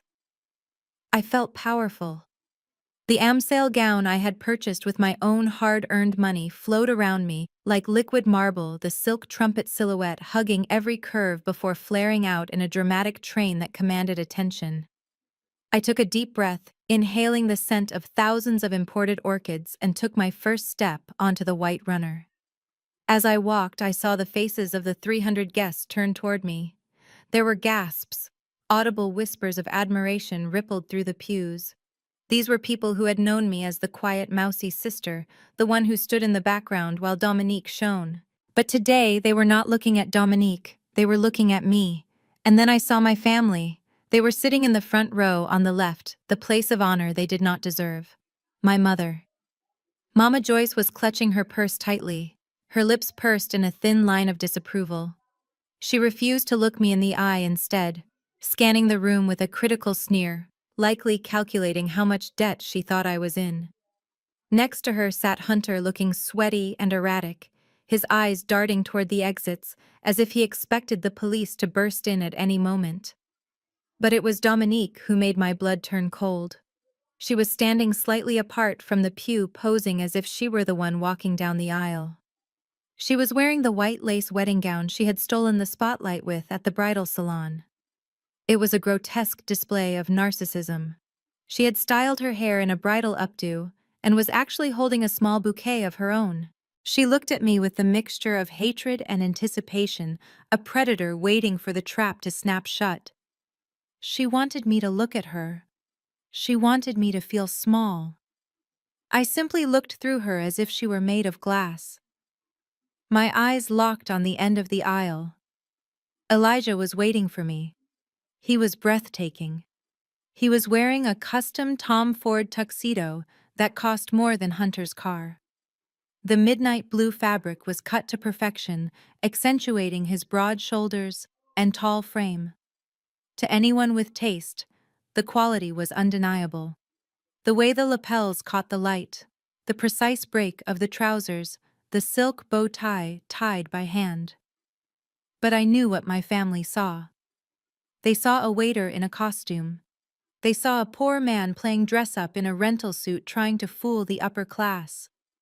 Elijah watched me walk toward him with a look of such intense love and pride that the rest of the room faded away. He didn't look worried about the scene my family was planning to cause. He looked ready. I reached the altar and took his hand. His skin was warm, his grip steady. The pastor, a venerable man with a deep, resonant voice, began the ceremony. Dearly beloved, we are gathered here today to witness the union of Elijah and Jasmine. The ceremony proceeded with an agonizing slowness. Every second that ticked by felt like a wire being pulled tighter. I could feel the heat radiating from the front row. I could hear Dominique shifting restlessly, the rustle of her white dress sounding like dry leaves skittering on pavement. Hunter was whispering furiously to her, pointing at his watch. They were running out of time. They had convinced themselves that I was a criminal, a fraud who had embezzled money from Hunter's company to pay for this fairy tale. In their twisted reality, they were the heroes who had to stop a crime in progress. The pastor cleared his throat and looked out at the congregation. If there is anyone present who knows just cause why this couple should not be joined in holy matrimony, speak now or forever, hold your peace. The silence that followed was absolute. It was the moment of tradition where usually nothing happens. But today, the air crackled with electricity. I squeezed Elijah's hand. Here it comes, I thought. Suddenly, a screech of feedback pierced the air. Dominique had lunged forward and snatched the microphone from the stand near the lectern. The sound was so jarring that several guests covered their ears.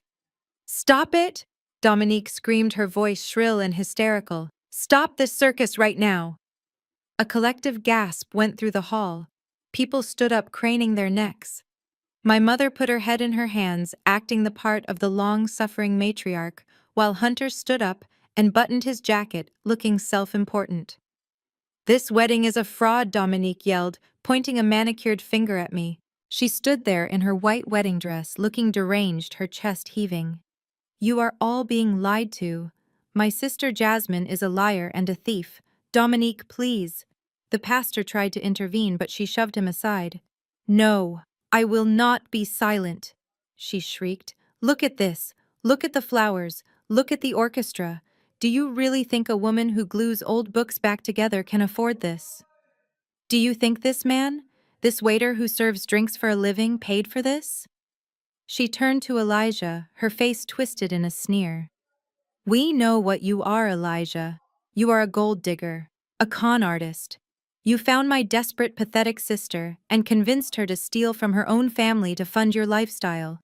You are wearing a rental suit and standing there acting like you belong here, but you are nothing but trash." She swung back to the crowd, addressing the shocked guests. "My sister Jasmine embezzled money from my husband's company to pay for this wedding. She stole from the very people who put a roof over her head. We have the proof. We know about the safe, Jasmine. We know you took the codes." I stood there frozen, not in fear but in disbelief at the sheer scale of her delusion. She really believed it. She had crafted a narrative where I was the villain so she wouldn't have to face the reality that I was successful. Hunter stepped up to the microphone, pulling it from Dominique's hand. He adjusted his tie, trying to project the authority of a Wall Street executive. I am a financial professional, Hunter announced, his voice booming. I manage millions of dollars in assets. I can confirm that the funds used to secure this venue were obtained illegally from my firm's escrow accounts. I have already contacted the authorities. He pointed at the security guards lining the walls. Security, do your jobs. Arrest these two frauds. Detain them until the police arrive. This ceremony is over. Hunter looked at the guards expectantly, waiting for them to rush the altar and tackle Elijah. He waited for the validation, for the applause, for the moment where he saved the day. But nobody moved. The security guards stood like statues, their arms crossed, their eyes fixed not on me, but on Hunter.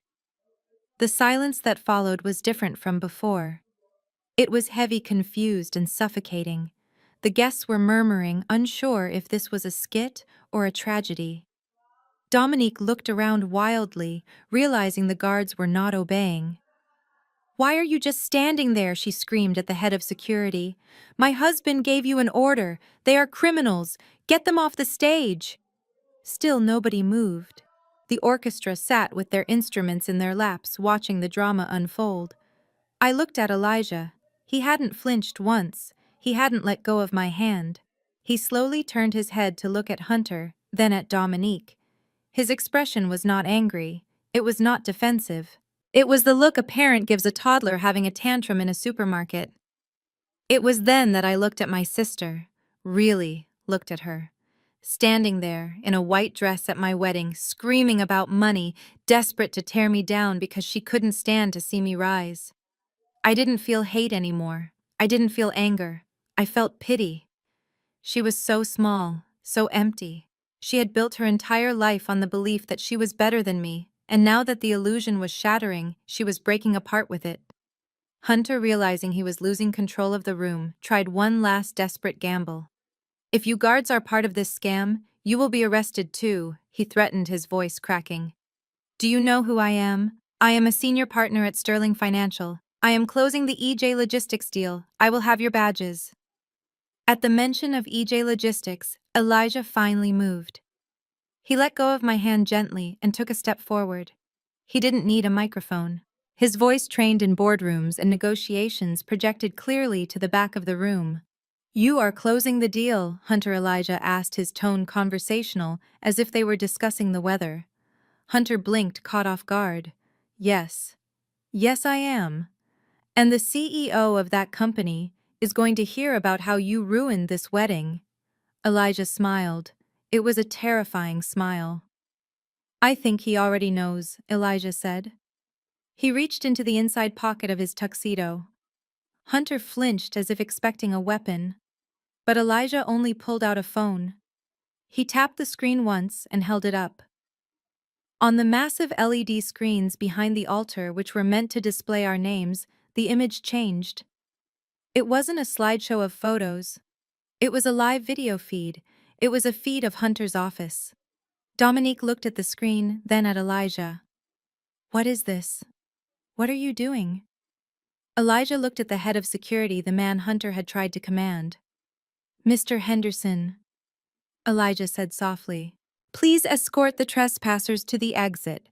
But before you do, I think my fiancé has something to say. Elijah stepped back and handed me the microphone that Hunter had dropped in his confusion. I held the cold metal in my hand. I looked at the 300 faces staring at me. Then I looked at Dominique, who was trembling in her white dress, and Hunter, who was sweating through his suit. I took a breath. The air smelled of expensive orchids and victory. You wanted to stop the wedding because of fraud, I said, my voice steady and amplified through the hall. You wanted to talk about stolen money and fake identities. I walked closer to the edge of the stage, looking down at them. So let's talk about it. But let's start with who really paid for this wedding, and who really owns the building you are standing in. Dominique's eyes widened in horror. She shook her head, mouthing the word no. But it was too late. The gavel had already come down. The silence in the Onyx Hall was heavy and suffocating. Hunter stood on the altar steps, his arm outstretched, pointing at Elijah, waiting for the security guards to spring into action. He looked like a conductor trying to lead an orchestra that had stopped playing. His face was flushed with the anticipation of victory, expecting the rough hands of justice to grab my husband and drag him away. Dominique stood beside him, her chest heaving, a twisted smile plastered on her face as she waited for my humiliation to be complete. But nothing happened. The guards remained frozen, their arms crossed over their chests, their expressions unreadable behind dark sunglasses. They were not looking at Hunter with respect. They were looking at him with the kind of detached indifference a statue has for a pigeon. Hunter's smile faltered. He snapped his fingers aggressively. "I said arrest them!" Hunter barked, his voice cracking slightly. "Did you hear me? I am a senior partner at Sterling Financial. If you do not move right now, I will have your jobs. I will sue this entire hotel for harboring criminals." Still, the guards did not move. Just as the tension threatened to snap, the heavy double doors at the back of the ballroom burst open again. This time it wasn't a guest or a confused waiter.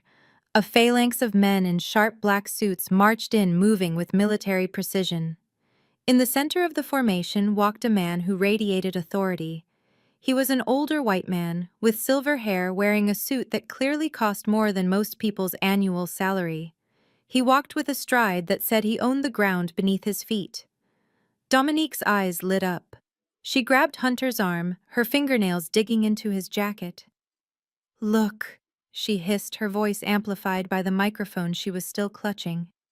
"It is the general manager. I saw his picture in the lobby. Finally, someone with real power is here to take out the trash." She turned to me, her eyes gleaming with malice. "It is over, Jasmine," she whispered loud enough for the front row to hear. "The boss is here. He is going to throw you out on the street where you belong.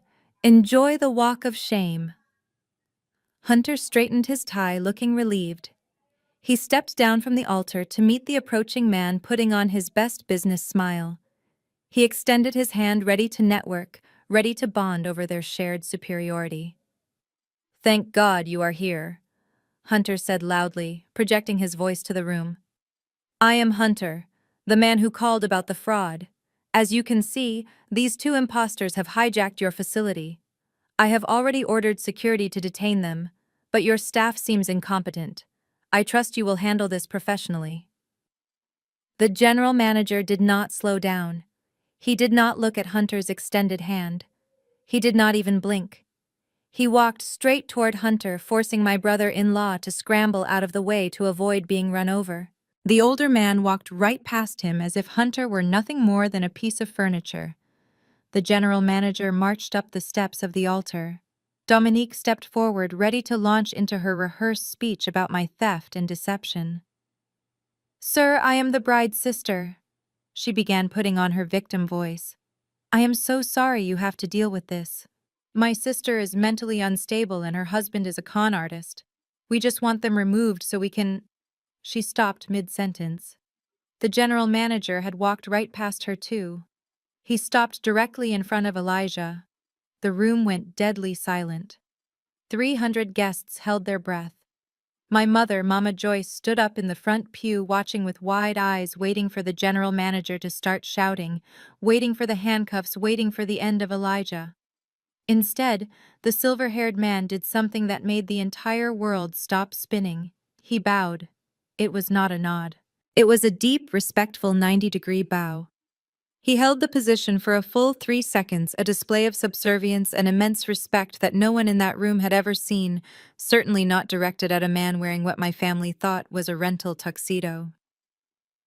When the general manager straightened up, he looked Elijah in the eye, his expression filled with apology and reverence. "Mr. Brooks," the general manager said, his voice clear and shaking slightly with nerves, "I offer you my deepest, most sincere apologies for this disturbance. I was in a meeting on the top floor and did not hear about the intrusion until moments ago. This is unacceptable." He gestured vaguely toward Hunter and Dominique without looking at them. "Chairman, do you want me to have this garbage removed from your stage immediately? Or would you prefer to handle them yourself?" The word hung in the air like a thunderclap. "Chairman." Dominique's hand went limp. The heavy microphone she had been holding slipped from her fingers. It hit the marble floor with a deafening thud that echoed through the speakers, followed by a high-pitched squeal of feedback. But nobody covered their ears. They were too paralyzed by shock. Hunter's jaw dropped so low it almost hit his chest. He blinked rapidly, his brain trying to process information that contradicted everything he believed. Chairman Hunter stammered, his voice sounding small and pathetic. "Wait, what did you call him?" The general manager slowly turned to face Hunter. The look of disdain on his face was withering. "I called him by his title," the manager said coldly. "You are standing in the presence of Mr. Elijah Brooks. He is the founder and chairman of the Onyx Collection. He owns this hotel. He owns the land it sits on. And he owns the hospitality group that manages 30 other luxury properties across the country." Hunter took a step back, looking like he had been punched in the gut. He looked at Elijah, then at the manager, then back at Elijah. "That is impossible," Hunter whispered. "He is a waiter. He drives a truck. He came to my office looking for a job." Elijah finally moved. He let go of my hand gently and stepped forward. He reached up and adjusted his silk cufflinks, a slow, deliberate movement that screamed power. He didn't look angry. He looked bored. He looked like a king watching a jester try to perform a trick that had failed miserably. He bent down and picked up the microphone Dominique had dropped. He dusted it off, checking it for scratches, then looked at Hunter. "I never asked you for a job, Hunter." Elijah said, his voice smooth and amplified, filling every corner of the ballroom. "You offered me one. And if you recall, I turned it down because your employment contract was full of labor violations." Elijah took a step closer to Hunter. Hunter shrank back, looking suddenly very small in his expensive suit. "You were so busy bragging about your deal with EJ Logistics," Elijah continued.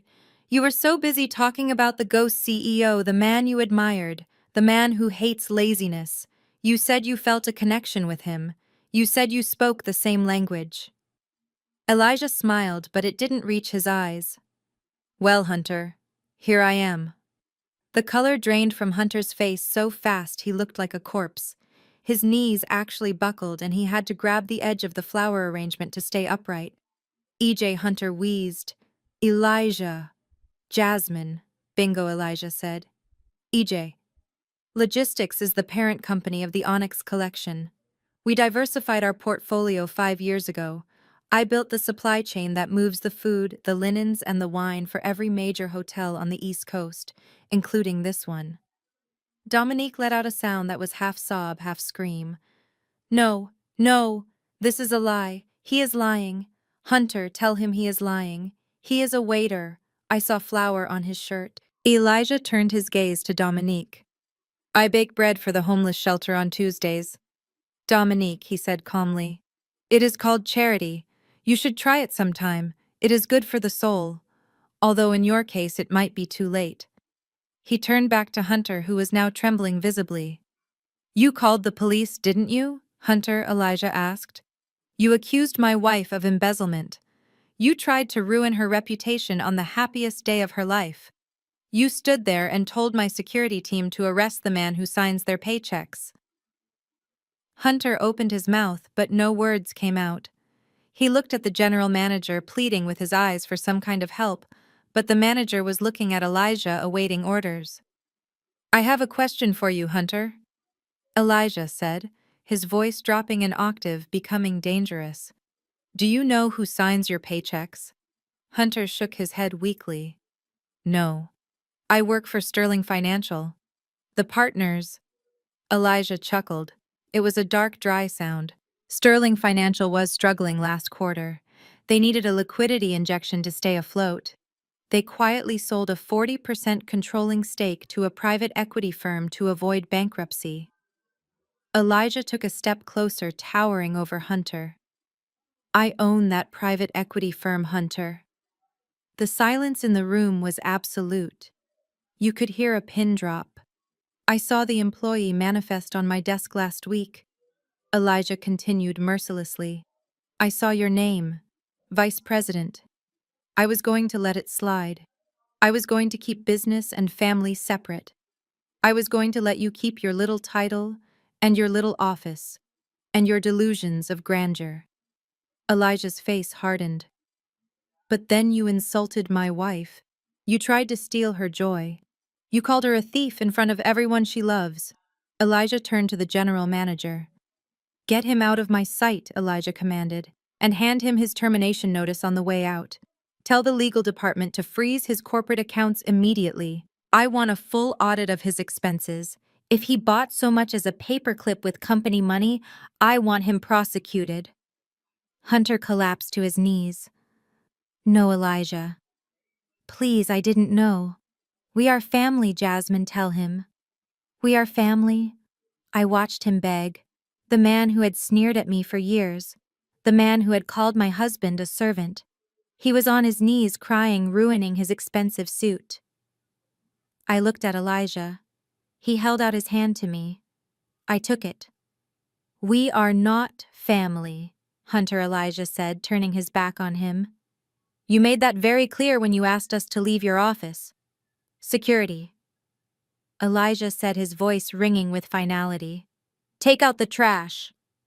As the guards finally moved, grabbing Hunter and Dominique by the arms, the room erupted, but not with chaos, with applause.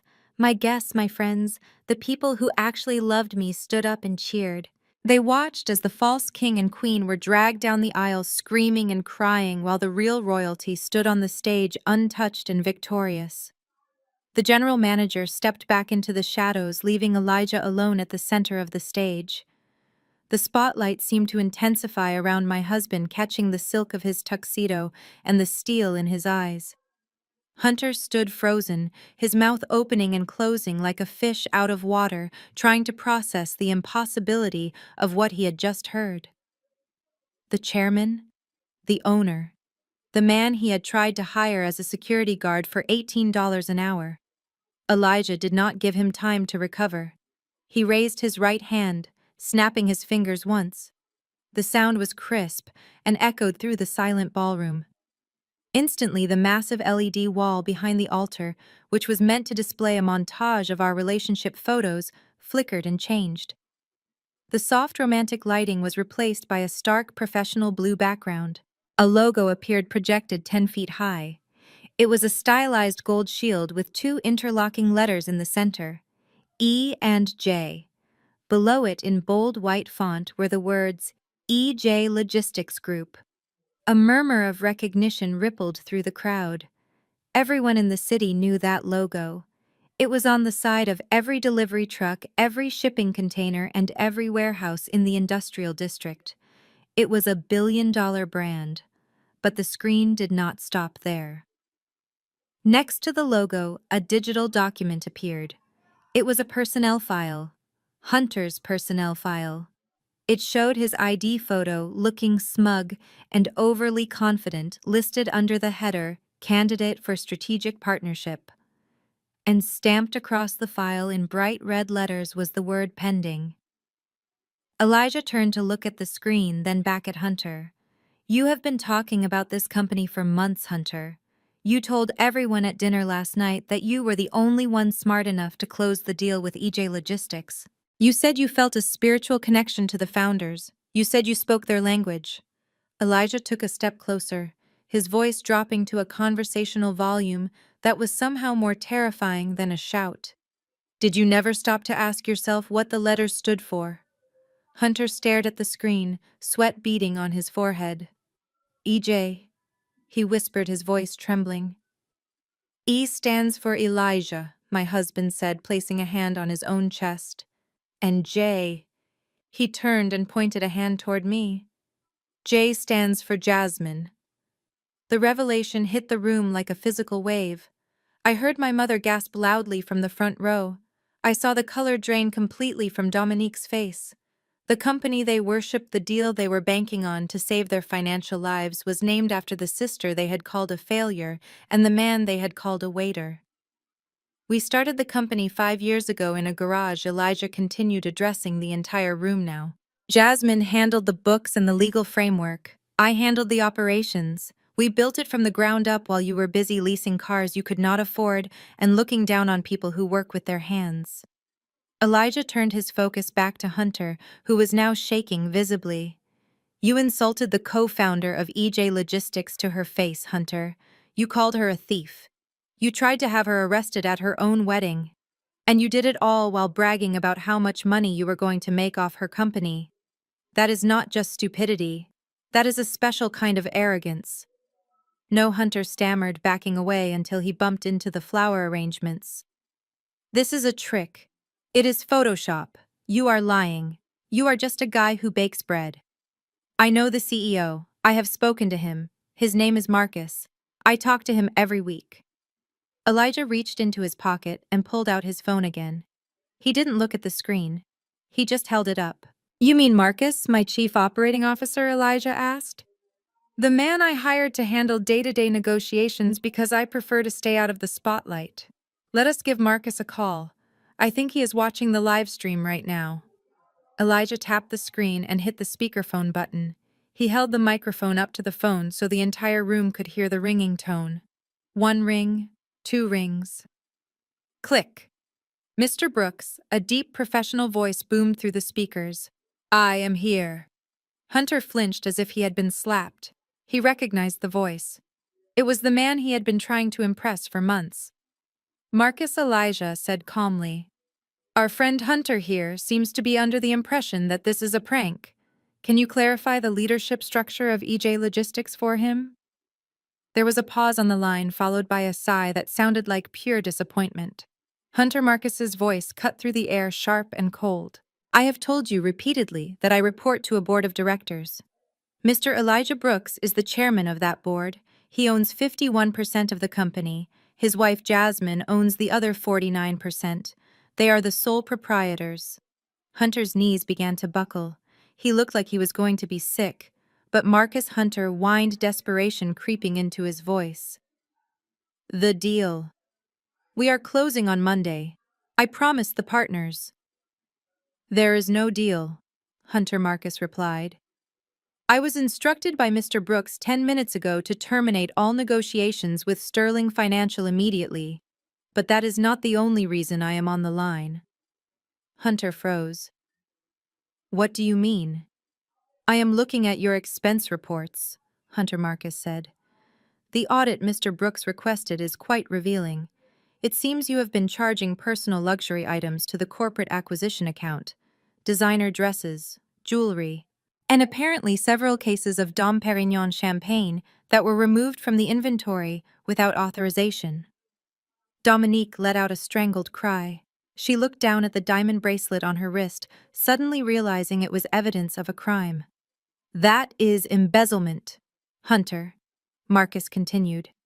And combined with your conduct today, harassment of the chairman and his family, public slander, and gross negligence, I have contacted the managing partners at your firm. No, please, Hunter begged, tears streaming down his face, mixed with sweat. Do not call them. I can fix this. They are already on the other line, Marcus said. You are fired, Hunter. Effective immediately. Your company phone has been deactivated, your access badge has been revoked, and legal counsel advises you to find a lawyer because Sterling Financial will be pressing charges for the theft. The call ended with a click that sounded like a gunshot. Hunter stood there for 1 second longer, swaying like a tree cut at the roots. Then gravity took over. He collapsed to the floor, his legs giving out completely. He sat there in a heap of expensive fabric, sobbing into his hands, a broken man in front of 300 witnesses. The room was deadly silent, save for the pathetic sounds of Hunter's weeping. Then a scream pierced the air. It was Dominique. She was shaking her head violently, her hands gripping the sides of her white dress. Her mind had snapped. She could not process the reality shift. She could not accept that the sister she bullied was the billionaire she envied. No, Dominique shrieked, her voice raw and hysterical. This is fake. It is a recording. He is lying. She pointed a trembling finger at Elijah. Look at him. Look at his hands. He has flour under his fingernails. I saw it. He is a baker. He is a nobody. He cannot be the chairman. He cannot be richer than us. It is not fair. I am the special one. I am the one who deserves the onyx haul. She ran toward Hunter, grabbing him by the lapels and shaking him. Get up, Hunter. Get up and arrest him. Tell them he is a waiter. Tell them I am the bride. Hunter did not move. He just cried harder, curling into a ball. Dominique looked around the room, her eyes wild, searching for an ally. She looked at my mother. Mama, do something. Dominique screamed. Tell them. Tell them Jasmine is the failure. Tell them she is the charity case. Why are you just sitting there? Mama Joyce slowly stood up. But she did not look at Dominique. She looked at me. Her face was pale, her mouth slightly open. She was looking at the Amsale dress, the orchids, the security guards, the logo on the screen.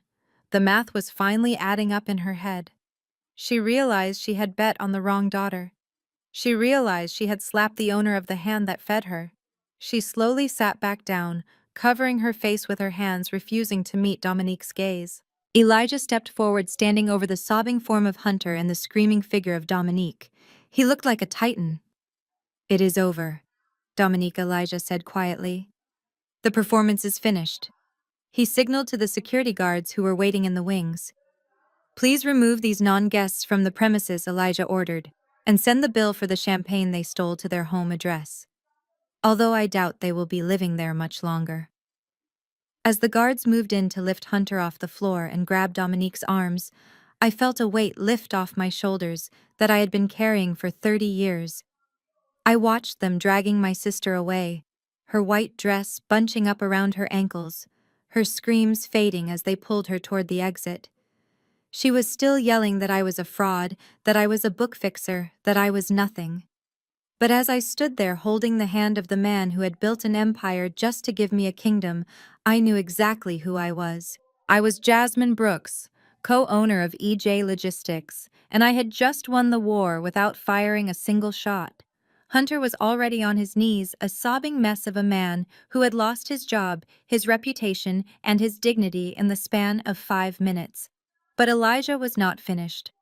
My husband stood over him like a judge delivering a final verdict, his expression devoid of pity.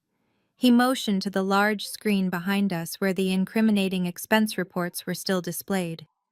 The room was silent save for the pathetic sounds of Hunter trying to catch his breath. Elijah took a step closer to the edge of the stage, looking down at Dominique, who was still trembling in her stolen white dress, clutching her diamond necklace as if it were a lifeline. There is one more thing you should know, Dominique, Elijah said, his voice echoing through the hall. You have spent the last hour bragging about your lifestyle. You walked in here wearing that gown, flashing that ring, acting like royalty. You called my wife a charity case because she buys her own clothes.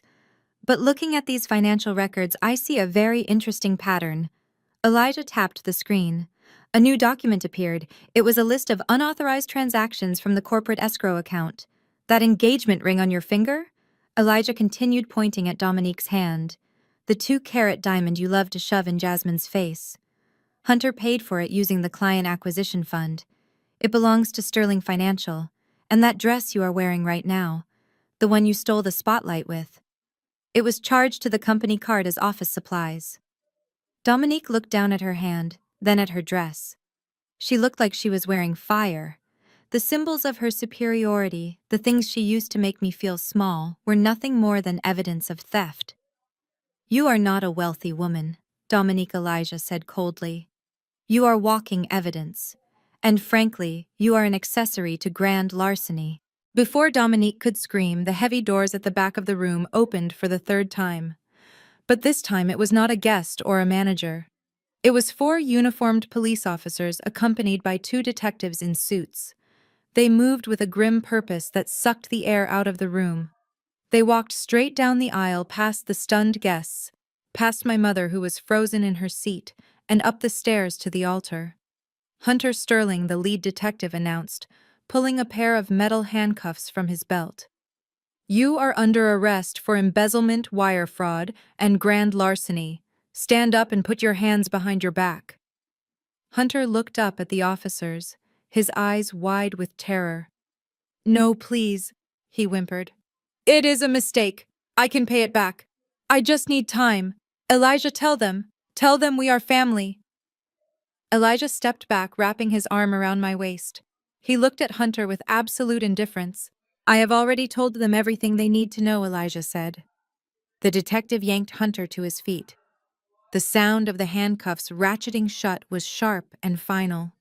It was the sound of a false life crumbling. Hunter began to weep loudly, begging, pleading, snot running down his face, a pathetic contrast to the arrogant man who had tried to have me arrested just an hour ago. As the police began to drag Hunter away, Dominique snapped out of her trance. Reality crashed down on her. Her husband was going to prison. Her money was gone. Her house, her car, her clothes, everything was built on stolen funds. She was about to lose it all. Panic, raw and animalistic, took over. She looked around the room for a savior. She saw Hunter being led away and knew he could not help her. Mama, she screamed, turning to the front row. Mama, do something. They are taking him. They are going to take everything. My mother. Mama Joyce stood up. She looked at Hunter in handcuffs, then at Dominique in her stolen dress. Then slowly, her eyes turned to me. She looked at the luxury around us. She looked at Elijah, the chairman, the billionaire. And I saw the gears turning in her head. I saw the survival instinct of a narcissist kicking in. She realized that her golden child was now a liability, and her scapegoat was now the queen. She stepped out of the pew and rushed toward the altar, pushing past Dominique without even looking at her. She ran to the edge of the stage, reaching her hands out to me. Her face twisted into a mask of desperate affection. Jasmine, baby, she cried, tears streaming down her face. You have to stop this. You have to help your sister. We are family. You cannot let them ruin us. Talk to Elijah. Tell him to drop the charges. We can fix this. She looked at me with those eyes that used to make me crumble, the eyes that made me desperate for her approval my entire life. She thought she could still manipulate me. She thought she could appeal to the daughter who just wanted to be loved, but that daughter was gone. She had died the moment my mother slapped me for defending my husband. I looked down at her hands, reaching for the hem of my gown. I looked at her face, begging for mercy she had never shown me. Jasmine, please, my mother sobbed. I am your mother. I love you. I felt Elijah tense beside me, ready to intervene, but I squeezed his hand. I needed to do this. I stepped closer to the edge, looking down at her. You love me. I asked, my voice calm and quiet, yet amplified for everyone to hear. You loved me when you sat there and watched them humiliate me at dinner. You loved me when you let Dominique destroy my work. You loved me when you slapped me in the face last night because I refused to let my husband be disrespected. My mother flinched, her mouth opening and closing. I was just stressed, she stammered. I didn't mean it. You meant every bit of it, I said. You made your choice, Mom. For 30 years you chose her. You chose the golden child. You put her on a pedestal and treated me like the dirt beneath it. You enabled her greed. You fed her ego until it turned into a crime. I pointed to Dominique, who was now sobbing hysterically as a police officer asked her to step aside for questioning. That is your creation, Mom. That is the masterpiece you built. And now that it is falling apart, you want to run to the daughter you threw away. No, Jasmine, do not say that, my mother wailed. I am saying it, I said, my voice hardening. You picked your favorite. You placed all your bets on Dominique and Hunter. You thought they were the winners. Well, congratulations. You got exactly what you wanted. You are with them. I signaled to the security guards. Please remove these people from my wedding, I commanded. All of them. My mother's face went pale. Jasmine, you cannot kick me out. I am the mother of the bride. No, I replied, turning my back on her. You are just a woman who bet on the wrong horse. Go follow your golden child. She is going to need someone to bail her out. And it certainly will not be me. The security guards moved in with professional efficiency. 2 of them grabbed Dominique by the arms as she tried to cling to the pews. Another 2 stepped in front of my mother, blocking her path to the stage. The rest of the team escorted the police officers who were dragging a weeping Hunter toward the exit. The procession of my tormentors began to move down the center aisle, a parade of shame in reverse. The guests watched in stunned silence, some even standing up to get a better view. The sound of Dominique's heels scraping against the marble floor mixed with her incoherent screaming. It was a chaotic, ugly scene, but to me it looked like justice. "We are sisters," Jasmine Dominique shrieked as they dragged her past the flower arrangements she had mocked earlier. "You cannot do this. Blood is thicker than water. You owe me. I let you live in my house. I gave you clothes. You owe me." They reached the massive double doors at the back of the ballroom. The guards pushed the doors open, revealing the bright, harsh daylight of the hotel driveway outside. The illusion of the perfect high society family was dragged out into the cold reality of the street. I signaled Elijah to wait, and I walked down the aisle. I walked slowly, my head held high, following them to the threshold. I wanted to see it. I wanted to see the door close on my past. When I reached the top of the grand staircase outside the ballroom, I looked down. Hunter was being shoved into the back of a police cruiser, his head ducked in shame. Dominique had been released by the guards on the sidewalk, but she was in hysterics. Her makeup was running down her face in black streaks, ruining the white dress. My mother stood beside her, looking lost and old, clutching her purse, staring up at me with a look of utter defeat. Dominique saw me standing there, framed by the golden light of the venue, looking like the queen of the castle. She ran to the bottom of the stairs, looking up at me with wild, desperate eyes. "Jasmine," she screamed, her voice cracking. "Open the door. Let us back in. You cannot leave us out here. This is the Onyx Hall. We belong in there. We are the VIPs." I looked down at her. I looked at the white dress that was now stained with dirt from where she had stumbled. I looked at the diamond necklace that wasn't hers. "You are right about one thing, Dominique," I called down to her. "The Onyx Hall is a place for people with class. It is a place for people who know the value of loyalty and respect." I paused, letting the words sink in. "You said this wedding was too fancy for me. You said I didn't belong here. But looking at you now, standing on the curb, screaming like a banshee, waiting for a lawyer you cannot afford, I think everything is exactly where it should be." I gestured to the street, to the dirty pavement, to the passing traffic.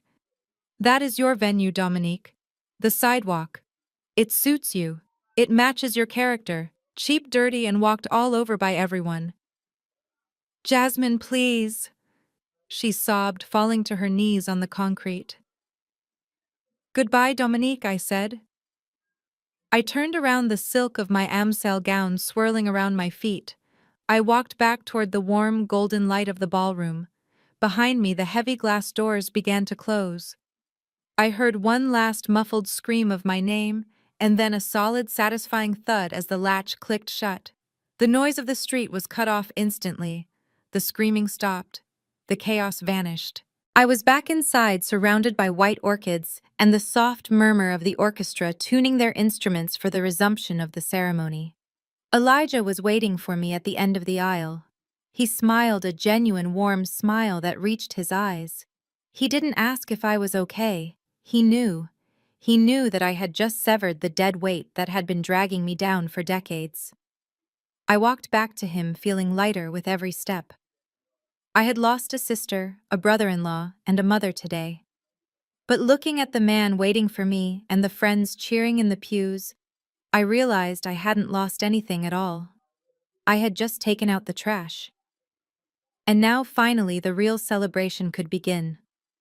The view from the penthouse terrace was different tonight. The city lights of Chicago usually looked like scattered diamonds on black velvet, cold and distant. But tonight they looked warm. They looked like a promise kept.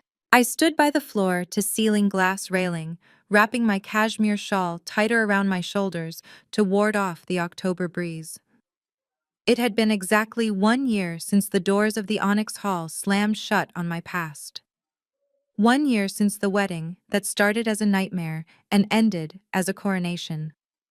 So much can change in 365 days. I took a sip of herbal tea and looked down at the streets below. Somewhere down there in a concrete building far less comfortable than this one, Hunter was sitting on a cot. The legal system had moved surprisingly fast, fueled by the mountain of evidence Elijah's audit team had uncovered. Hunter was currently serving a 3 to 5 year sentence for wire fraud and embezzlement. The man who bragged about buying boats and running the city was now trading cigarettes for extra commissary time. Sterling Financial had sued him for every penny he stole, leaving him with nothing but a criminal record and a mountain of debt that would follow him for the rest of his life. And then there was Dominique. I actually saw her last week. I was driving through my old neighborhood, checking on a property Elijah was thinking of buying, and I stopped at the local grocery store. I was in the checkout line scrolling through my phone when I heard a familiar voice scanning items. It lacked the haughty arrogance I was used to. It sounded tired, broken. I looked up and there she was. Dominique was wearing a red polyester vest with a name tag that hung crookedly on her chest. Her hair, once perfectly highlighted and styled, was pulled back in a messy, frizzy bun. Her nails were bare. She was scanning a bag of frozen peas for a customer who was yelling at her about a coupon that had expired. She looked up and saw me.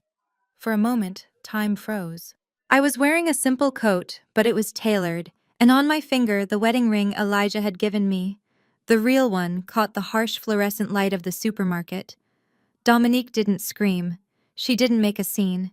She just looked down at the scanner, her face flushing a deep, shameful red. She mumbled the total, her hands shaking as she bagged the groceries. She had sold her house to pay off a fraction of Hunter's legal fees and was now working the very job she used to mock me for having in college. I didn't say a word. I didn't smirk. I just paid for my water, took my receipt, and walked out. Her punishment wasn't my anger anymore. Her punishment was her reality. My mother, Mama Joyce, had suffered a different kind of fate. She was living in a small studio apartment near the airport, the only place she could afford after the family reputation collapsed and her social circle abandoned her. She called me once a month. I never answered. She sent letters, long, rambling pages about how family should forgive and forget, about how lonely she was. I didn't burn them. I just placed them in a box in the back of my closet unopened. I had forgiven her in my heart for my own peace. But forgiveness does not mean access. She had chosen her side, and now she had to live in the silence she created. I turned away from the balcony and walked back into the living room. The penthouse was quiet, filled with the soft jazz music Elijah loved. But it wasn't empty. On the coffee table sat the blueprints for the Jasmine Brooks Preservation Library. It was opening next month. Elijah had bought an old historic bank building downtown and gifted it to me. He didn't just give me money, he gave me a canvas. It was going to be the largest center for rare book restoration in the Midwest. I wasn't just fixing old pages anymore. I was building a legacy, a place where history would be saved, not thrown in the trash like an old suit. I heard the front door click open. Elijah walked in carrying a bag of takeout from our favorite Thai place. He had discarded his suit jacket and loosened his tie. He looked tired, but the moment he saw me, the fatigue melted from his face. "Hey, you," he smiled, setting the food on the kitchen island. "You are staring at the blueprints again. You are going to wear a hole in the paper with your eyes." I smiled and walked over to him. "I am just making sure there is enough room in the children's section." Elijah paused. He looked at me, his brow furrowing slightly. "The children's section? We didn't put a children's section in the original plan. You said rare books are too fragile for kids." I walked up to him and took his hands. I placed them gently on my stomach. The silk of my dress was soft, but underneath there was the tiniest curve that hadn't been there a few months ago. "I think we are going to need a children's section, Elijah," I whispered. "And maybe a nursery in the back office." Elijah went still. His large, strong hands trembled slightly against my skin. He looked into my eyes, searching for confirmation. "Are you serious?" he asked, his voice barely audible.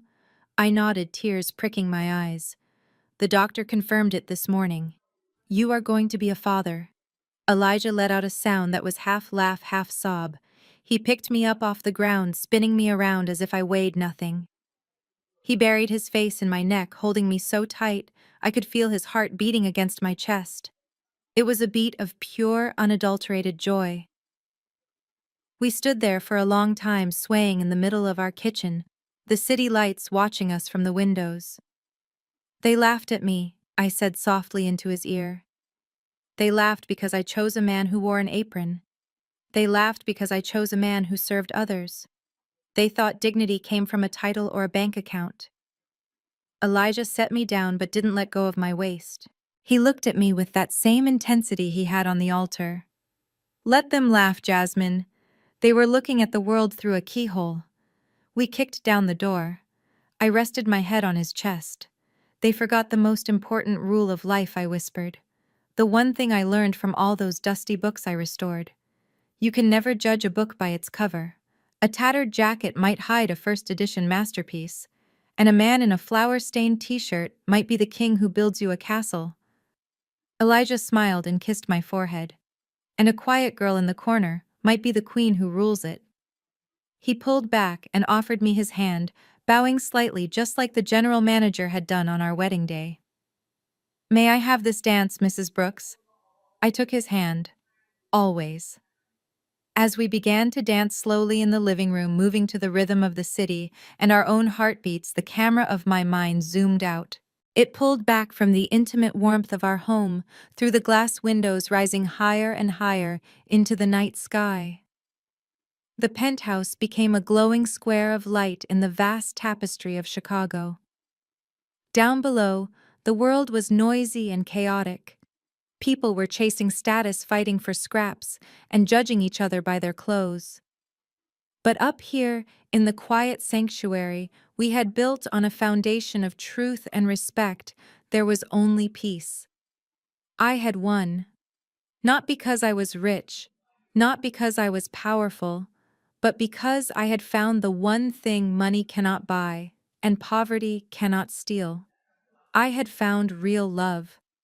And that was the greatest revenge of all. The most profound lesson here is that true value often whispers while insecurity screams. Hunter and Dominique judged a book by its cover, chasing the illusion of wealth while missing the masterpiece hidden underneath.